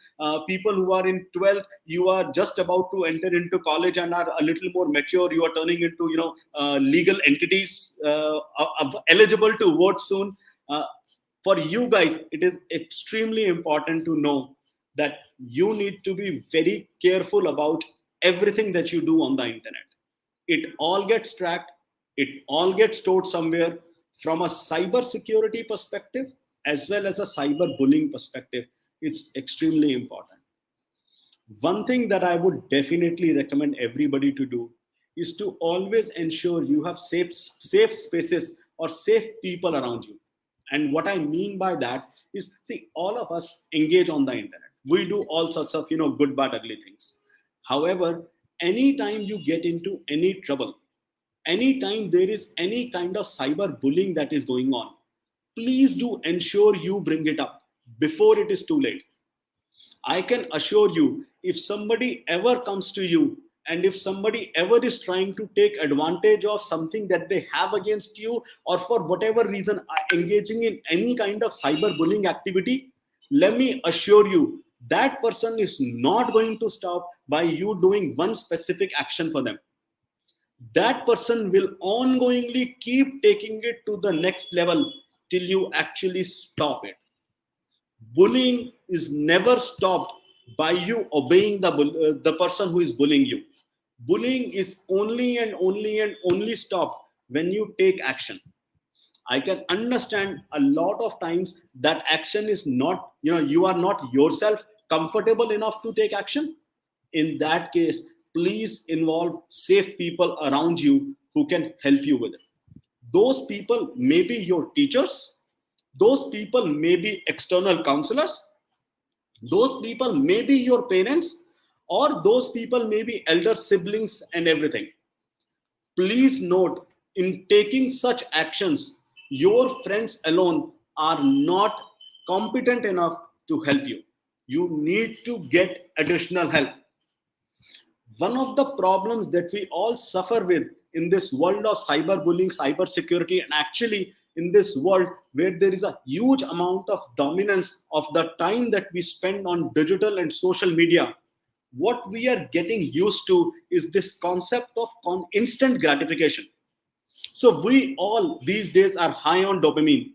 Every time somebody likes our picture, every time somebody comes up and says how cute, every time somebody puts a comment on your on whatever you have posted or whatever you have shared, anytime somebody comes up and gives you any kind of comment around anything, it's instant dopamine. There is a great point in that it gives you dopamine, which means it gives you a high, but there is a huge deficiency in that it is getting you addicted to this dopamine. Let's consider, and I want you all to think about this. When you are talking to somebody over the internet, either through a Facebook Messenger or through a Snapchat or through Instagram chat or whatever, do you talk the same way that you talk when you are talking to a person face to face? I can bet 99.99% people do not talk the same way. So our expectation of how we will get a reaction or what reaction we will get on the internet is extremely different than the reaction that we may get when we are outside. And that's a hugely important part of what we need to look at. I understand all of us go on social media or go on digital media share stuff because we want to be more friendly, because we want to be more engaging and more interactive. However, please do not get hooked onto it. It's a huge problem. As we get out of this pandemic and as you start using and going out and meeting people physically, I can assure you, most of you have realistically, most of you have forgotten the social skills. The social skills not of social media, but the social skills of interacting with people face to face. So as you start going back to school, as you start going back to the old normal world of physical interactions, please be very careful. Please take care of yourself. Please go seek counseling if you feel depressed, if you are not feeling well, if there is anything that is happening. In our research, and this is something that I have been involved in very significantly over the last some time, in our research, kids of your age have a huge problem in terms of their mental health. And their problem arises from two critical factors. One critical factor is you do not know who to talk to when there is a problem. And why do you not know who to talk to when there is a problem? Number one, you think you will be judged. So if you are feeling depressed, if you're not feeling well, if you're feeling unhappy, sad, and you don't even know at times why you are feeling unhappy, sad, you think people around that you will share information with will judge you. And number two, you think whatever information you share today may get misused by the other person tomorrow. And I'm not suggesting you guys are wrong. You may be right, which is where I say, if anything is happening, if there is any kind of mental disbalance, any kind of an issue, you need to go and you need to seek support from counseling. And that's perhaps one of the best ways to recover or to get out of cyberbullying. Now, with that, let me change gears and let me spend the next 10 minutes talking about careers in social media. See, I think social media or digital marketing overall is an extremely interesting space, specifically for younger people to look at as a career going forward. Now, when somebody asks me what are the various career opportunities or alternatives that are available in digital or social media, my answer is the world is open. And what I mean by that is there are specific areas within digital marketing or social media, but then as a digital marketeer or as a social media marketeer, you may be coming from any specific domain, and organization, brands and companies within that domain would also be doing digital marketing or social media. So you may be coming as an economist or coming as somebody from a finance professional. There are finance companies that are doing digital or social, and you can participate for them. You may be coming from cosmetic industry, and there are companies that are in the cosmetic industry, or you may be somebody coming from any other vertical, any other subject area. But what are the core areas within digital marketing that you can look at as career options? And in my world, there are 5 key areas. Number one, for a lot of you that enjoy writing, the first area that I would want to talk about is content writing, or what sometimes is called upon as copywriting. There is a distinction between content writing and copywriting, but for this particular conversation, let's assume content writing and copywriting are talking about the capability, the capacity, the skill set, and the expertise to write. If you have a flair for writing, if you are somebody that can look at a usual situation and can come up with interesting ways to express it in words, this is the area that you want to look at. Usually in such area, if you are looking at exploring that kind of an area, the studying or the academic experience that you may want to get is going to be an experience wherein you work within English honors in some good university, or wherein you go on for a psychology major somewhere, or a bachelor's in journalism or mass communication. These are the 3 key skills: English honors, bachelor's in journalism and mass communication, and psychology. These are the 3 key areas wherein people that are interested in or wants to go into for copywriting or content writing would come from. The second important area in terms of digital and social media marketing is going to be the designing and the video creation area. So if you are somebody who is fascinated by imagery, or fascinated by videos, or fascinated by expressions and what all can be put on a screen, this is an area for you. Now, for that particular area, you need to have 3 key capabilities. Number one, the capability to play with fonts.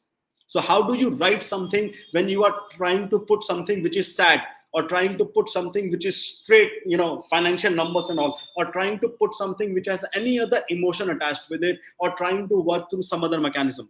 To play with fonts. Number two, to play with colors. Do you understand what does it mean when something is black or green or blue or yellow? How does it work if yellow is placed on blue, or the very basically working through various colors, the gradients of colors and everything.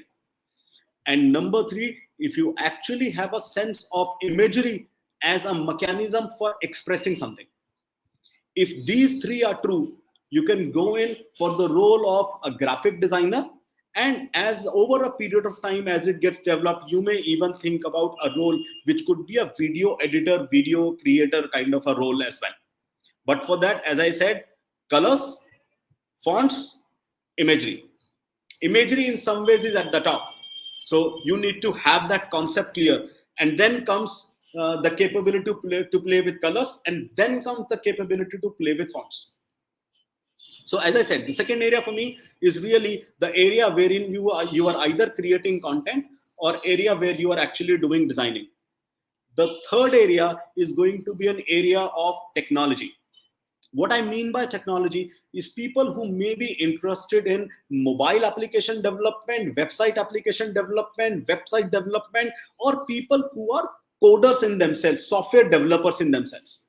That's an extremely important area of how digital marketing works, because of course, at the end of the day, if you are using the internet or if you are creating something, you will end up using some kind of some kind of technology to code the websites, the applications, and everything that goes around it.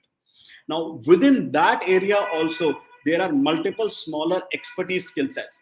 You may be somebody that likes to do UI UX, so user interface and user experience, in which case you will go for more of a web design kind of an area. Or you may be somebody that is good at actually software coding, and you will go into that. You may be going in for mobile application development if that is your area of interest or your area of expertise as well. Within that, of course, there are multiple channels. There is coding that gets done for Android phones, there is coding that gets done for iOS phones, and then there are hybrid solutions that can actually work on both of those solutions as well. So this is the third key area of where people enter into digital marketing. The fourth area that people enter into digital marketing is what we call as social media professionals. So these may be people that are neither too good at writing content, nor too good at maybe even doing imagery, and neither are they interested in technology. I'm not suggesting those people can't. Those people can also go become social media professionals.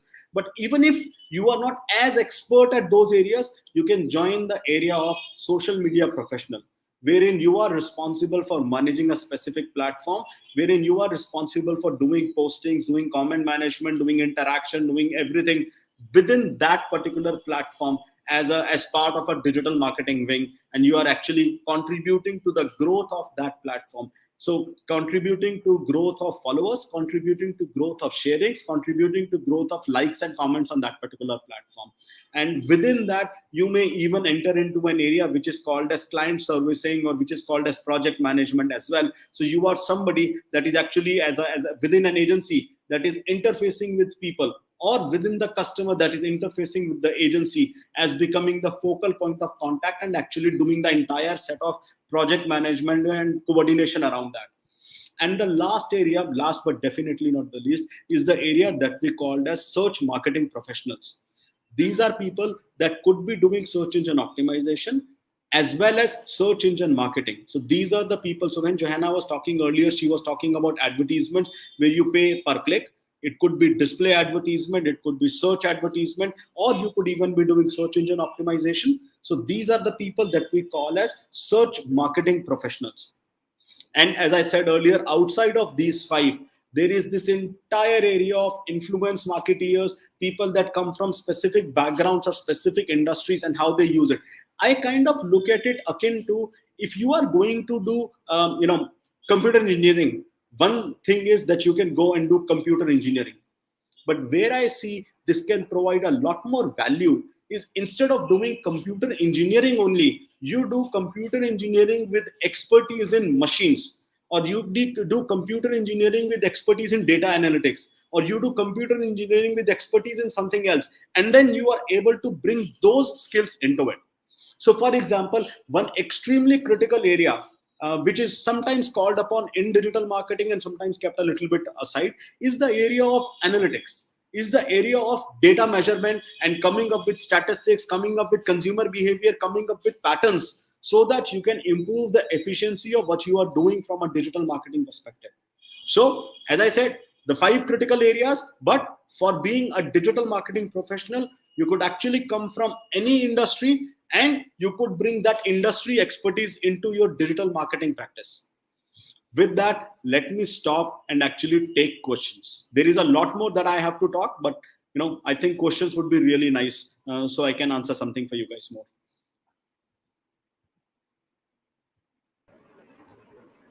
So far, what I understood is like there's a whole lot of option available for children who want to pursue their careers in digital marketing, and it's just not limited to knowing everything. You can take up bits and bytes about it and then take it forward. That's really valuable. You've shared. Uh, so, do we have any questions at the moment? Children, you can put your questions in the chat.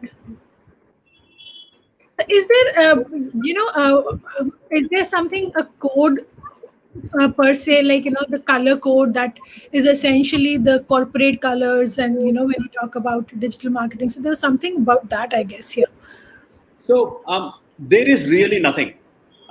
Essentially, different organizations, based on their expertise area, would come up with colors that they choose for themselves.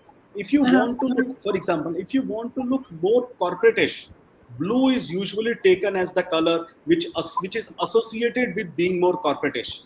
If you want to be somebody that is more concerned about the environment or doing something from a sustainability perspective, then you would either use a green color, which is the color of greenery, or you would use a slightly shade of brown, which is the color of trees, or you would then go out and share something which is slightly more orangish, which is the color of sunlight, or necessarily a combination of it. If you are a brand that is looking at differentiating yourself from the rest, then you would rather probably go for a shade of red, because that becomes a distinguishing feature. If you're somebody that is looking for being more friendly and more kind of involved with people, then you will probably go in with the color which is slightly more yellow in color. If you are going for a more classy premium kind of an appeal, then you will probably go for a more shade of gray, solid gray kind of a color. Or if you are looking at a blank canvas, if you are a technology based company, then you will probably go for a white color. However, these are just normal notions of how people associate with colors. You can go up with the color that I think reflects your personality as a brand more, and not necessarily the industry that you are involved in, that you represent. Right. So there's a question here.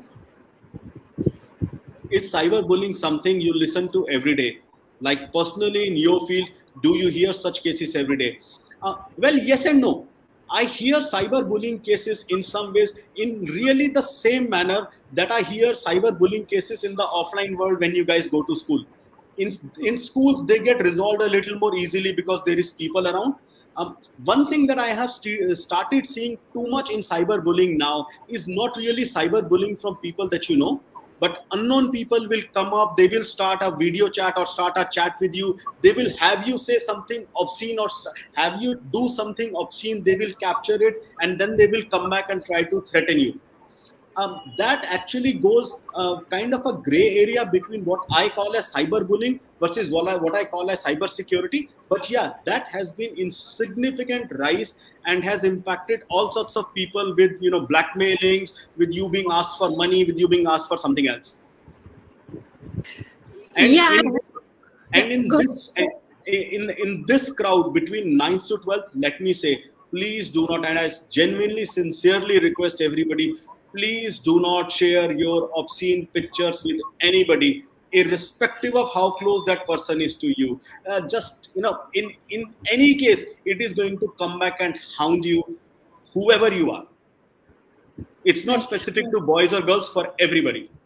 Right. So we recently had a lot of cases, the boys' locker room controversy that happened, and such things happened. So this was all a product of cyberbullying itself, wherein this guy committed suicide because he was being bullied, around. And those are the people who perhaps knew him, and they took advantage by ganging up with the other people. So somewhere, these are very, very pertinent issues that we are all supposed to take into consideration when we are engaging in any kind of social media interaction with people. Yeah. Yes, And one thing that I would rather have, I know the government wants to put more of these, but I would rather have them abolished, is this concept of CCTVs everywhere. They are intruding, and they are placed at the wrong places. They capture the wrong kind of videos a lot of times, a wrong kind of imagery a lot of times, and that really becomes problematic for a lot of us. certainly, and sometimes what happens is we consider people very close to us to be friends of ours. That's a common notion because, oh, I know this person for 5 years, so I am a friend. And like when we were growing up, at least when I was growing up, we had a parents code. If somebody comes and tells you that your mother has met with an accident or your father has got this, so you ask them about a question. If they're able to answer it, then it means that we have sent them. Otherwise, you're not supposed to accompany the person. That was the code we had, but we were not living in a virtual world, for sure. In a similar manner, I think in this cyber world, we need to develop these kind of kind of codes per se to make sure that we are safe. Okay, there's another question. Absolutely. Dhun is asking, she's asking, is there any specific font that should be used? Similar to the answer that I gave around the colors, even in the fonts, I have the same response. If you are more corporatish, you will use more Helvetica kind of fonts. If you are more fun-loving kind of a company, you will use more Gill Sans, Comic Sans kind of a font. So depending on your specific brand, and along with that, depending on your specific communication, you would use the specific font. So it's almost like look at a wedding card and look at a card which is about some terrible news, and you would know how they distinguish between the two. Font has to accompany the core message. See, one problem or one of the critical aspects that you need to understand in digital, actually in any kind of a communication, is you first need to come up with your concept, then decide what you want to communicate, and the choice of colors, the choice of fonts and everything will always be based on that. A good example would perhaps be Google. Google doesn't have a color. I mean, it has multicolors, and it bases its color based on the situation or based on the person or based on what they are looking at representing. In a lot of cases, the more, the brands in 2021 or the brands in the 21st century are actually going to be more the brands that will be color neutral as a brand, but color involved specifically in terms of specific communications that they want to stand out. And similarly in the fonts area, they would end up doing the same. Right. Are there opportunities which can be pursued along with studies, something that would give a boost to our chosen career? Absolutely. Digital marketing is about your ability to get started even now. And I'll give you a great example of where I think school students do really well when it comes to digital marketing. I have very strongly believed, specifically, and I'm talking specifically India, our education structure is built such that till the age of 17, till you are in 12th class and you graduate and you go to college, your grammar is perfect. It's flawless. Moment you enter into college, you screw up your language so terribly that you can never write in good English. And in that sense, and I have literally done this, I have actually had my daughter who is 19 years old intern with us for a couple of months and do copy checking of communication messaging that is written by more senior people who absolutely will have much higher level of thinking, but their grammatical correctness will not be as good. And people who are graduating from school end up having better grammatical language. So that is one definite area that you can participate in. Second, because you are your age, you can work for or come up with innovations, campaigns, thinking and everything for a lot of brands who are actually catering to people of your age. So I, for example, work with a couple of television channels which are for kids, Pogo TV and Cartoon Network Television. Well, you may not be in the age group of Pogo, which is 4 to 13. You may be older than that, but you just went through that age. So you will probably understand their slangs, understand their messaging much better than somebody like me in their 40s. So there is a lot of stuff based on your interest area that you can do, that you can participate in terms of digital marketing. Of connect with some brands, connect with some agencies, and see if they would let you start off or let you do something. So Aditi is asking, can antivirus really protect us from cyber hacking? No. As I said,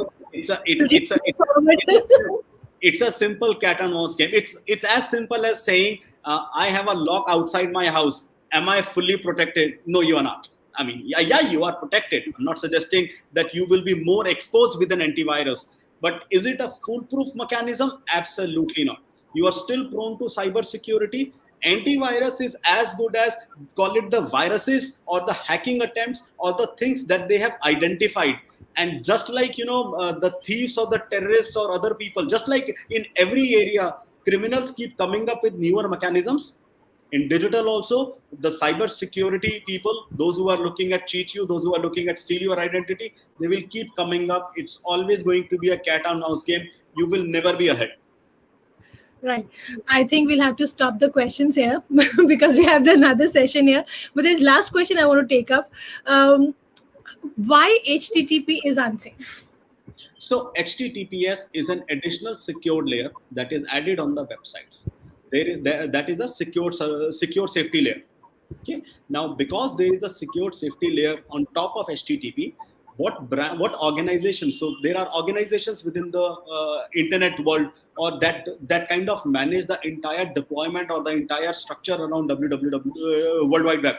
I don't want to get into too many technicalities around it because it will bore a lot of people. But there is an additional security layer. It's almost like in your house, or in your car, you adding an additional alarm that is going to ring if you are out somewhere, or in your house, you adding an additional layer of security, whether it is in terms of CCTV outside or whether it is a beep that gets triggered by some sound or by some movement. It's just an additional security layer around that prevents you from being in a worse state. And there are stuff that is done to ensure that there is nobody sitting behind in case of a HTTPS site that is listening to something. Right. Right. So thank you very much, Kapil. I realized that this half an hour session was not enough, and I'll bother for left, right, and center for the next session. And we would look forward to having you more often with our students. Thank you very much for your time today. Thank you so much, Anamika. And I think these two subjects of cyber security, cyberbullying, and careers in digital marketing, I think they definitely need different platforms of their own to do justice. Absolutely. I totally agree. And I have seen the response. So I'm quite convinced that we need you more often and we need a longer time with you now. Sure. Thank you very much for your time. Thank you so much. Thank you. Thank you. Bye.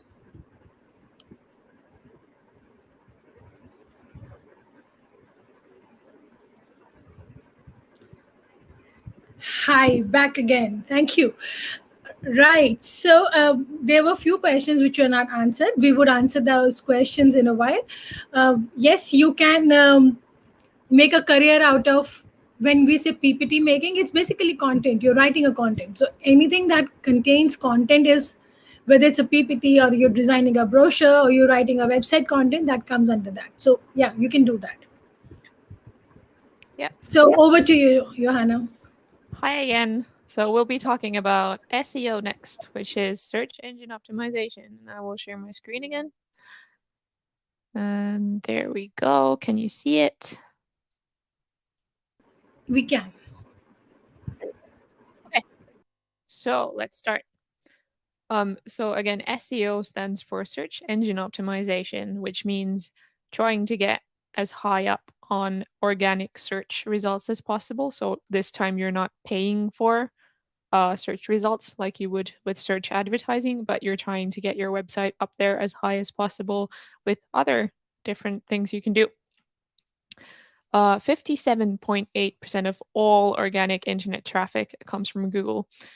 By organic internet traffic, we mean traffic that doesn't come through ads. So people who find it organically, in this case, through Google. This means that Google searches account for more traffic than all the other different channels together.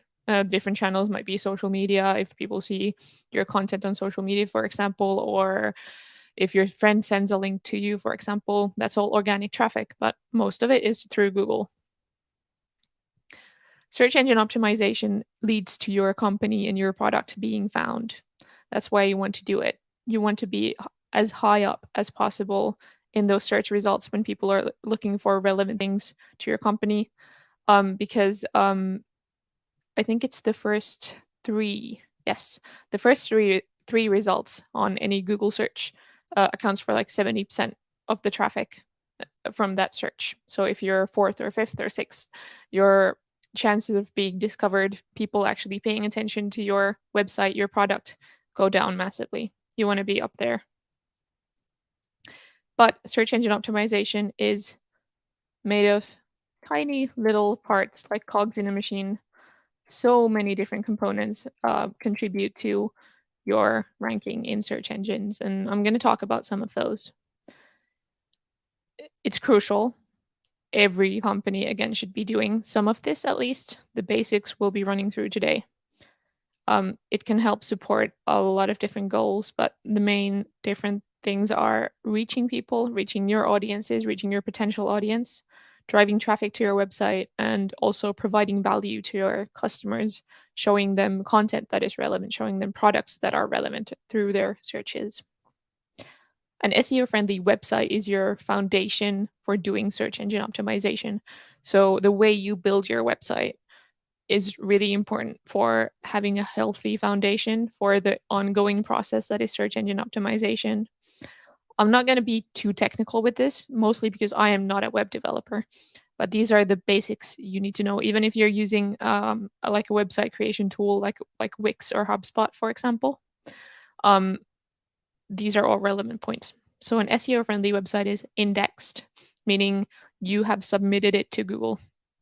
Google will be able to find your website eventually, but it might take a long time. It might not happen as fast as you want. It might not happen in the way you want. If you go to Google Index and you actually get your website indexed, meaning that they know it exists and they know to show it to people, that's a very good start. It is also trustworthy. You just talked about, with Mr. Gupta, you talked about HTTP and HTTPS.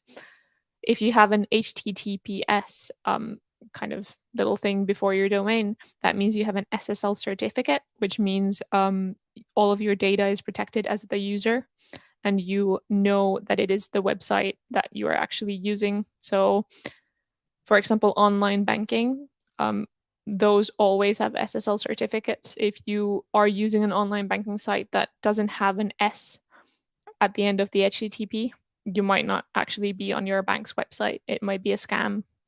So having one is definitely a sign of trustworthiness. Another thing that kind of contributes to this is using tools that are well known and well established, because even Google or other search engines, they actually have processes in place to kind of evaluate the trustworthiness of a website. So you definitely want to make sure that you're using the right tools and are keeping your users safe. Because if you are not, Google will not show your website to people searching for things. Then you want to be logical. By this, I mean have a logical domain that actually relates to your product or your company. And the way you structure your website with subdomains and like tabs and different little pages, that all needs to be logical, because these are machines that work in a logical way. And if your website is not logical, these algorithms are going to have a hard time figuring it out, as well as your users. It needs to be responsive, so it needs to work on both desktop and mobile. Basically, it needs to work on different devices, so it can reach as many people as possible. And it needs to be fast, because if your site takes a long time to load, Google is just not going to recommend it to that many people. That means having optimized images small images, just making sure that everything works the way it should, so you're not hogging your users' bandwidth. This is not enough, though. Your website, like I said, is the foundation for search engine optimization, and the actual process is an ongoing one. And again, to do that, you need to research some things. This is where Keyword Planner comes in handy. Again, you need to figure out how people are finding you. You need to figure out what keywords you're going to go for, because you can't really rank up in these keywords if you don't have them somewhere on your website. So you need to figure out what you need to incorporate into your content. You need to figure out how competitive these keywords are, and maybe pick ones that aren't that competitive. Again, Moz and Keyword Planner will help you figure out what your competitors are using and how competitive or how hard they are to rank in. There we go with ranking difficulty. Also, search intent is really important when doing organic search engine optimization. That means when people are searching for a specific keyword, what are they actually trying to find? I don't really have any examples for you, but if you're looking for dog training and then you're bored at home, you're looking for dog training, you might just look for fun tricks to teach my dog. But you might also have a really difficult dog at home who's like biting people and is really angry, and you're trying to figure out how to train them, or like get a trainer to your home to train them to be a better dog citizen. That's two different things.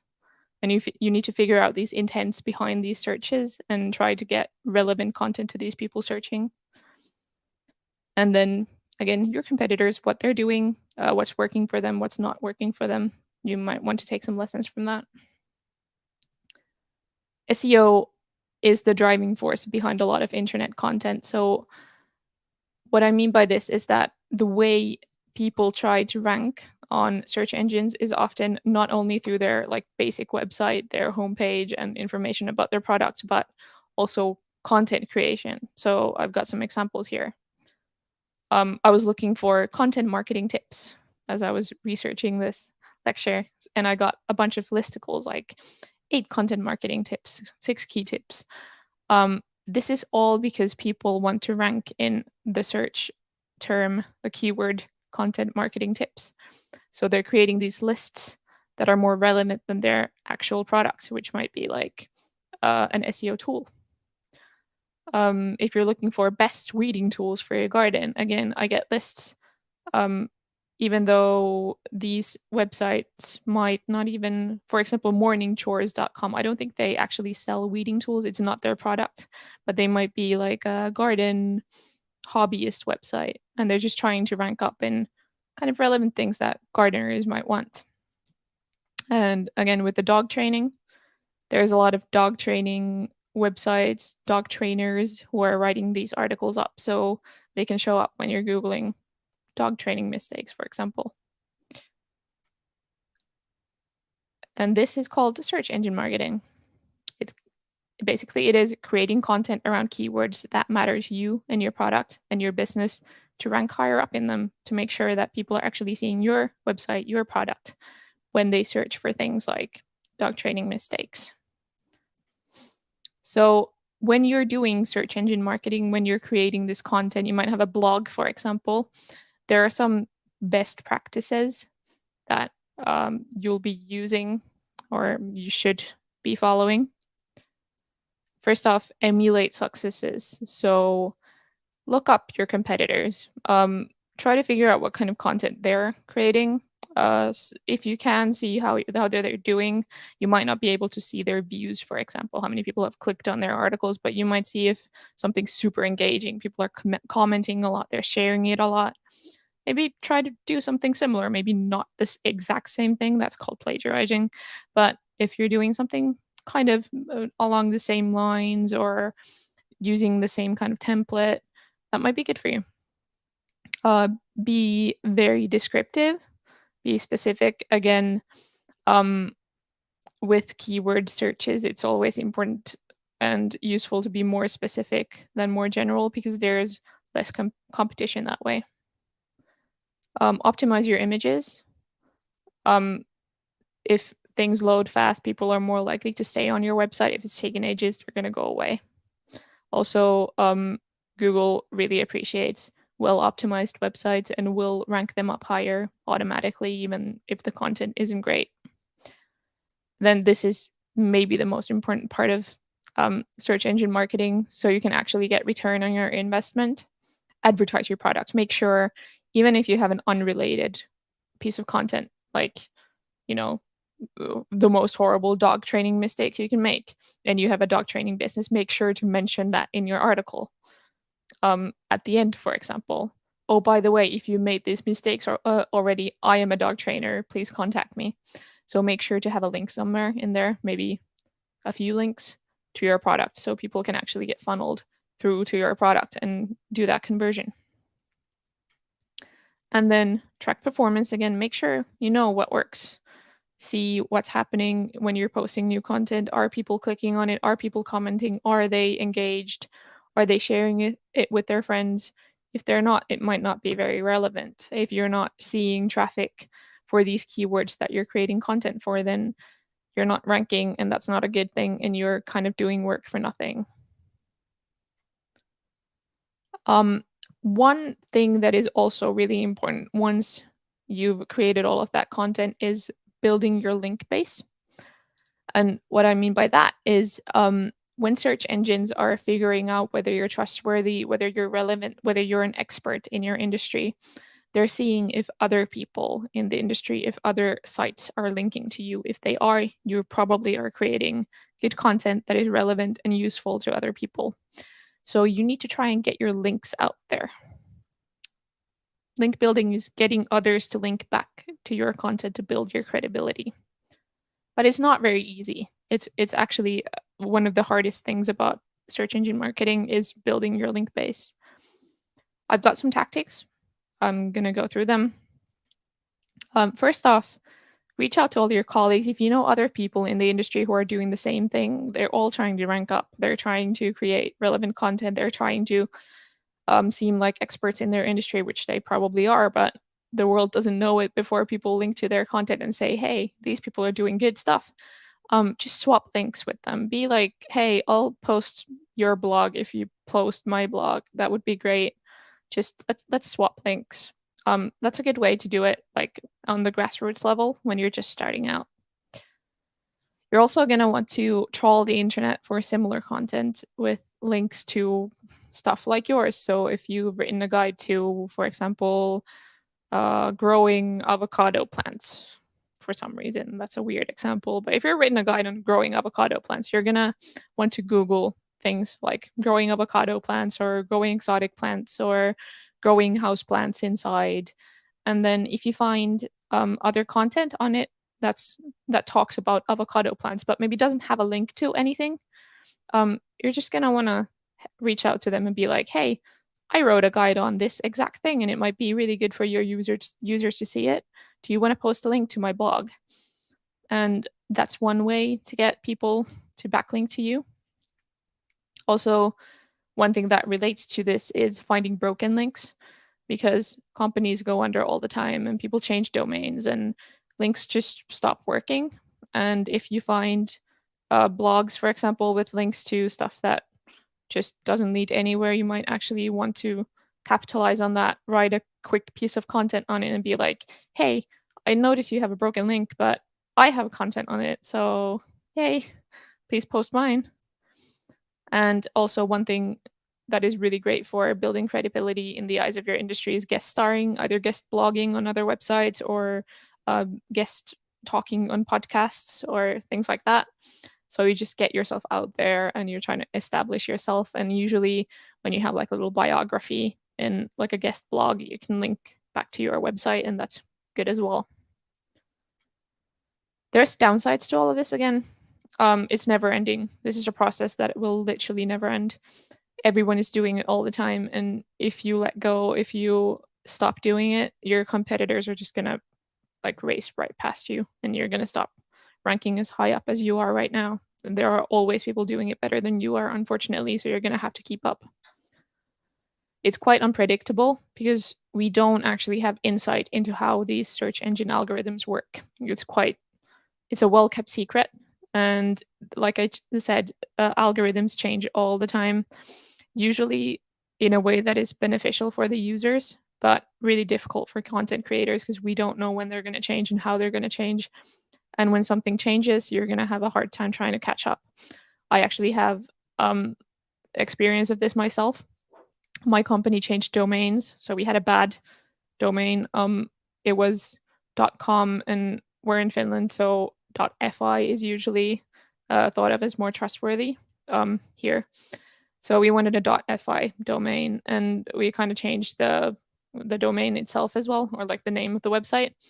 And even though we had, the old domain still worked and it re-trafficked people into the new website, we lost like half of our views, half of our traffic, because the new domain was getting indexed by Google, and we were just lost because no one was getting to our website through Google. And it was terrible. It was a really bad few months for our business. So anything can change at any point. Also, it can get quite technical. The reason I haven't gone super deep into the technical side of this is because I don't know much of it. To be honest, as a marketer, I don't do it. It's the web developer's job to do a lot of the technical stuff. But it's a very, very technical thing. It's a very interdisciplinary thing. You're going to need people with different sorts of areas of expertise to do this well. And then, fortunately, again, we have artificial intelligence there to help you. So like you saw with Keyword Planner, it can help you discover topics and keywords that you maybe haven't thought of that you can try to rank up in. It can help you with website optimization. So a lot of tools like Wix and WordPress have different SEO AI tools that kind of trawl through your website and look at things and tell you what you could be doing better. Like if you don't have your keywords in your headlines, or if your copy is kind of hard to understand with long sentences, it can tell you that and be like, hey, you could do something about this, and then you do it, and hopefully you'll be better. And also it can help you with backlink research. And again, by that I mean finding different places where you could be linking back to your website. There are tools for finding broken links in SEM content, for example. So you don't have to go clicking through all of the links and all of those hundreds of posts. And there is also experimental tech, again, on content creation and automating that. So actually, there are probably already blog posts that are entirely created by AI. And those aren't super great at this point. You can usually tell that it's been done by a machine. But it's constantly developing. I'd say 5 to 10 years from now, we might not even be able to tell anymore. And as a recap, AI analyzes, automates, and improves. So it collects and goes through all of this invisible data on keyword ranking difficulty, for example, and all the competition and all the search volumes that you don't see, but they see. Someone asked, how badly do you want to train your dog? Very badly. My dog is a bad dog. I love him, but he's a bad dog. Getting back to AI, it tracks and reports on your performance on the SEO side as well and creates reports that are actionable for you. It speeds up time-consuming tasks again, like keyword planning or broken link finding, and it can even create content for you. It can suggest improvements to your SEO processes, and it, again, makes search results much more relevant to your customer base, which is a good thing for you as well. And then we're going to end with tips for mastering SEO and SEM. So doing all of that optimization and creating all of that content to rank up higher. First, educate yourself. This is a very, very complicated process that is quite hard to sum up in like half an hour or 45 minutes. So take classes. There are tons of classes on YouTube and on, I think Google has some as well. So go to Skillshop, make sure you've got a grasp on the basics. And then once you've got the most basic idea of what it is, just get started. Like, it doesn't have to be perfect the first time. Just start doing stuff, start creating content, start figuring out what could be your angle for a search engine. optimization and marketing, and just start doing stuff. As long as you're doing something, you're doing better than those who aren't doing anything. Be creative, even with your content creation. Try to be fun and creative and make it nice for yourself as well. Because if you're writing the same kind of listicles day in, day out, it's going to get boring for you and it's not going to be very valuable for your customers. So just try to have fun with it as you do it. And be very proactive, especially with backlink building. Reach out to people and just be shameless, kind of, because everyone's in the same boat. They know why you're doing it. So if they don't want to link to your blog, that's fine. Don't get offended, but at least you tried. And that's for day 2. So we are done for today's lectures. I think we have good time for questions. Yes, I like your advice. Be shameless. Yeah. I mean that's how it goes. We have to seek help, and it's more about, most of the time we don't want to ask people to lend us any kind of support, because we feel that we might come across as somebody who's not up to the mark, who's naive. But yes, once you decide to do something, this is the only way forward, actually. Yes. You might have to seek help. You might have to beg your investor to look at your product. You might have to beg your boss to consider your idea. So there's so many things that happen where you have to shamelessly be after them. It's like, similarly, of late, when this pandemic happened, everybody created their YouTube channels, and then they wanted, you were getting messages left, right, and center that kindly subscribe to my channel. So it was like that, right? Yeah. Yeah, so yeah, we have to be shameless when we really set our mind on doing something different. Yeah, because if you don't try, you don't get results. Absolutely. They say that a knock and the door will be opened. Yeah. Okay, there's one question Kapila has asked. She says, can you give us recommendation on what things we should do right now to boost our knowledge? Can I answer this question, Johanna? Yeah. So I'll tell you something here, Kapila. There are few children I identify with who are a part of this group right now. One of them is Anushka Lal. The other one is Suyash. Third one is Guntars. I at least remember these children. So they've been a part of my programs for a very, very long time. And no matter what program I'm doing, they come and attend and they are very interactive also. The idea to acquire knowledge is should not be you go there, go to attend a session just for the certificate, but you also sit down.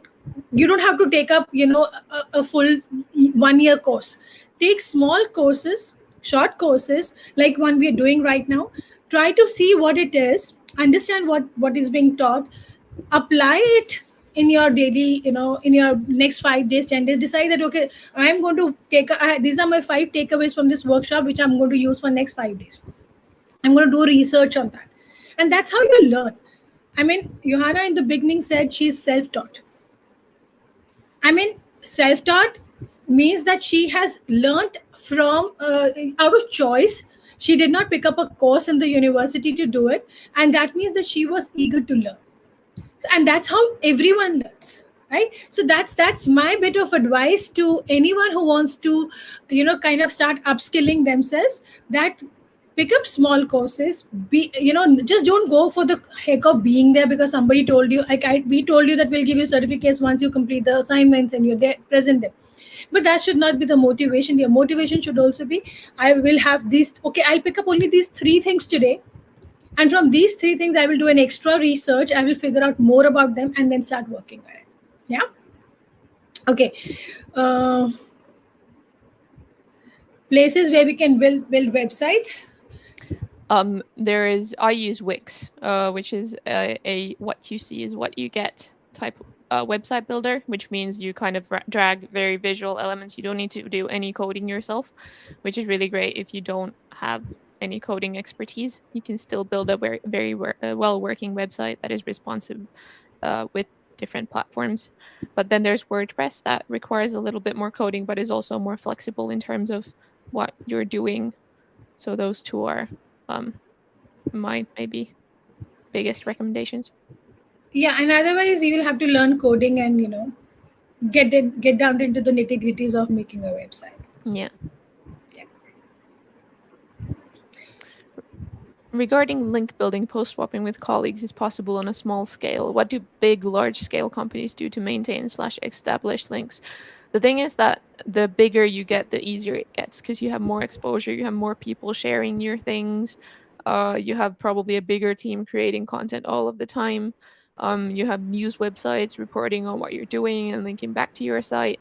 So it's kind of the importance of all of that proactive work goes down as you kind of gain fame and become more credible and have more eyes on you anyway. Yeah, so the bigger companies don't have to essentially, promote. Where people like us who are so fascinated and we have heard the names, we trust the brand, and we ourselves, unknowingly are promoting them some way or the other. Yes. Yeah. Aditi has asked a question: how can we turn off location tracking through IP address? Honestly, I don't have any advice for you on this because I am not very technical. Right. Okay, so some examples of keywords. So let's pick up a keyword for, say, a cosmetic brand. What? I'm going to start sharing my screen again because we can use Yeah, Keyword Planner for this. right. Share. Oh, lovely, Tanya. We are on the same plane. There we go. Okay. So keyword ideas, for example, let's say mascara. Get results. So here I'm going to zoom in so you can see a lot of different people seem to be Googling different brands. And actually, one tactic for um, ranking up and for search engine advertising as well is to bid on your competitors' names. So if they're looking for, maybe Maybelline is a bit big, but if you have like a local let's say you have a coffee shop and there's a coffee shop in the same area that's not your brand and you kind of want to steal some of their visibility, you can actually advertise on that keyword. You can be like, okay, so there's this coffee shop next to me. I'm gonna bid on their name on Google, and it's gonna show my ads before it shows their website. And it's actually a really good and well used tactic. But yeah, people are looking for a clear mascara or the best waterproof mascara. Here you have an option for um, search engine marketing, again, content creation. You can type up a list on the best waterproof mascaras, and obviously yours is going to be number one. You're going to have other competitors there as well, but you're going to be able to compare and contrast yours to them and be like, yeah, mine's the best. And they might not even realize that they're reading your website before they get to the end.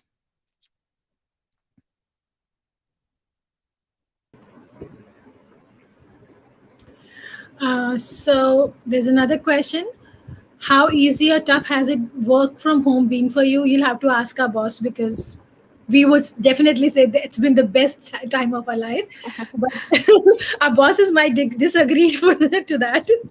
Yeah, I'd say that as well. For me, it actually has been quite easy and preferable because I write for a living and it's hard to focus when you're like in that busy office space. But now I get to be home and in silence, except for my terrible dogs barking. Same here. I mean, I have enjoyed it to the hilt. I don't remember when I was at home for this long time. I mean, it's been Yeah, the most amazing period. So yeah, after working in a company where you have been traveling for like 20 days in a month, it's been a yeah, very welcome change. Yeah. Well, I do miss the hotel beds and the flights. I mean, I wouldn't disagree to that. But yes, apart from same. that, the rest is all good. So there is somebody's been asking about um, backlink research. Yes, so that just means finding out spots to link back to your content. So finding related pieces of content, related websites, related companies that maybe could be interested in, for example, swapping links with you.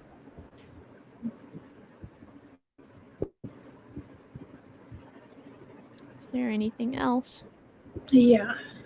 So there's this question: what automates in social media marketing? I think it's got to do with AI again. Yeah, so AI can help you automate your social media marketing, for example, in that it can help you uh, automate your scheduling, for example.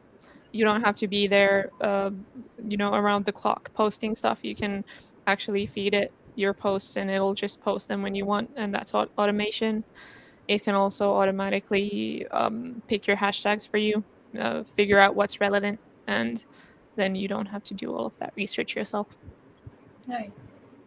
Um, okay, so Arush is asking, does the marketing plan have to be fully online based? Because one of the ideas that I have requires offline samples. I think, see, because we're talking about digital marketing, even if it has offline samples, I think the plan has to be about digital marketing, which has to be online. That's right, Johanna. Mm, yep. So Suyash is asking, does the Wix website really get ranked well? I obviously only have some limited experience with my own websites, but I've never had a problem getting ranked. It's Right. got very good SEO tools, actually. Right. Is there any watermark in marketing? What do you mean by that? You'll have to explain. Yes. Ankur, could you please elaborate on that question? So there was one question about, can you plan about the cosmetic company? We would prefer that you stay put to the three companies that we have, shared. How can we protect our advertisement from plagiarism? You don't. Unfortunately, there are always people who are going to be terrible and plagiarize stuff. Um, Hopefully, someone will alert you to that, especially if you're a slightly bigger brand. People are going to spot that and tell you. But no, there's really no way. One thing that they actually um, ask you or recommend you do with SEO or an SEM is to do, for example, infographics, which people often take from you and just post on their own websites. But usually you're going to have a watermark or like your website on that. It's going to maybe even link back to you, and it's a good way to build backlinks. Right. So how can we make promoters invest in a company? As practically they will not prefer to invest in a kid startup. Well, that's a myth, I would like to say. There are so many children who have come up with excellent business ideas, and they have been, they have found very very good investors. If you search for under 18, startup founders, you will find very very good examples for that. So Yeah. that's a myth right now, because our parents keep telling us, okay, study well, don't waste your time in your these things. So we have thought of a notion that only grown-ups can do these kind of things. Vidhi, in presentation, do we have to share digital marketing ideas, or we can share two different ideas? We can share whatever you feel is the best. You should share that. How can I derive digital traffic to my site immediately? Search engine advertising. So that's the most immediate way of advertising. Okay.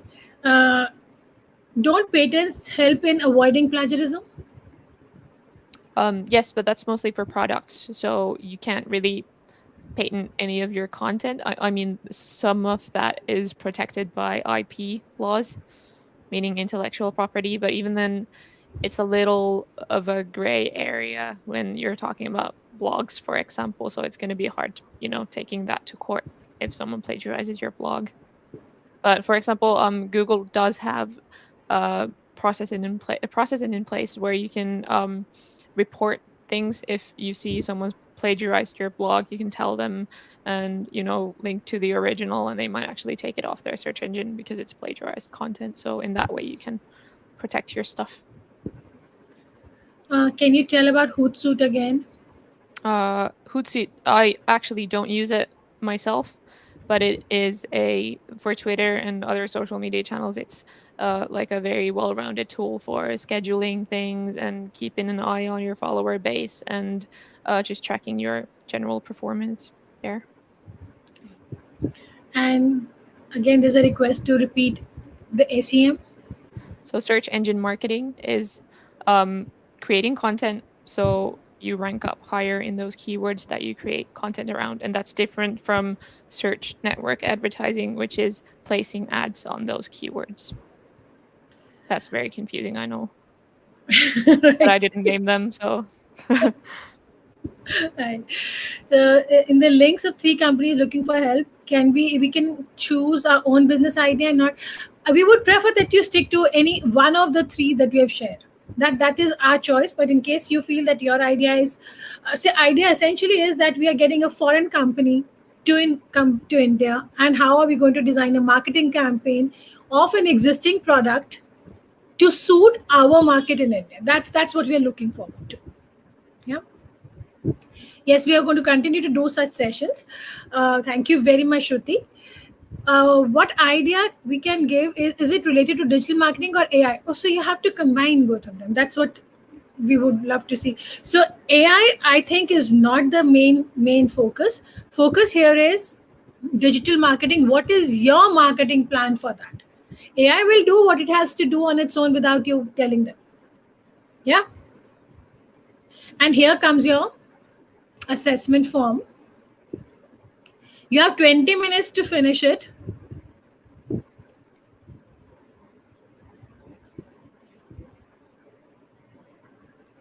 And submit it.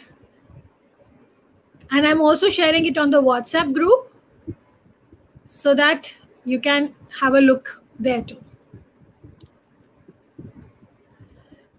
So Johanna, we gave them a small assessment based on what we have done today.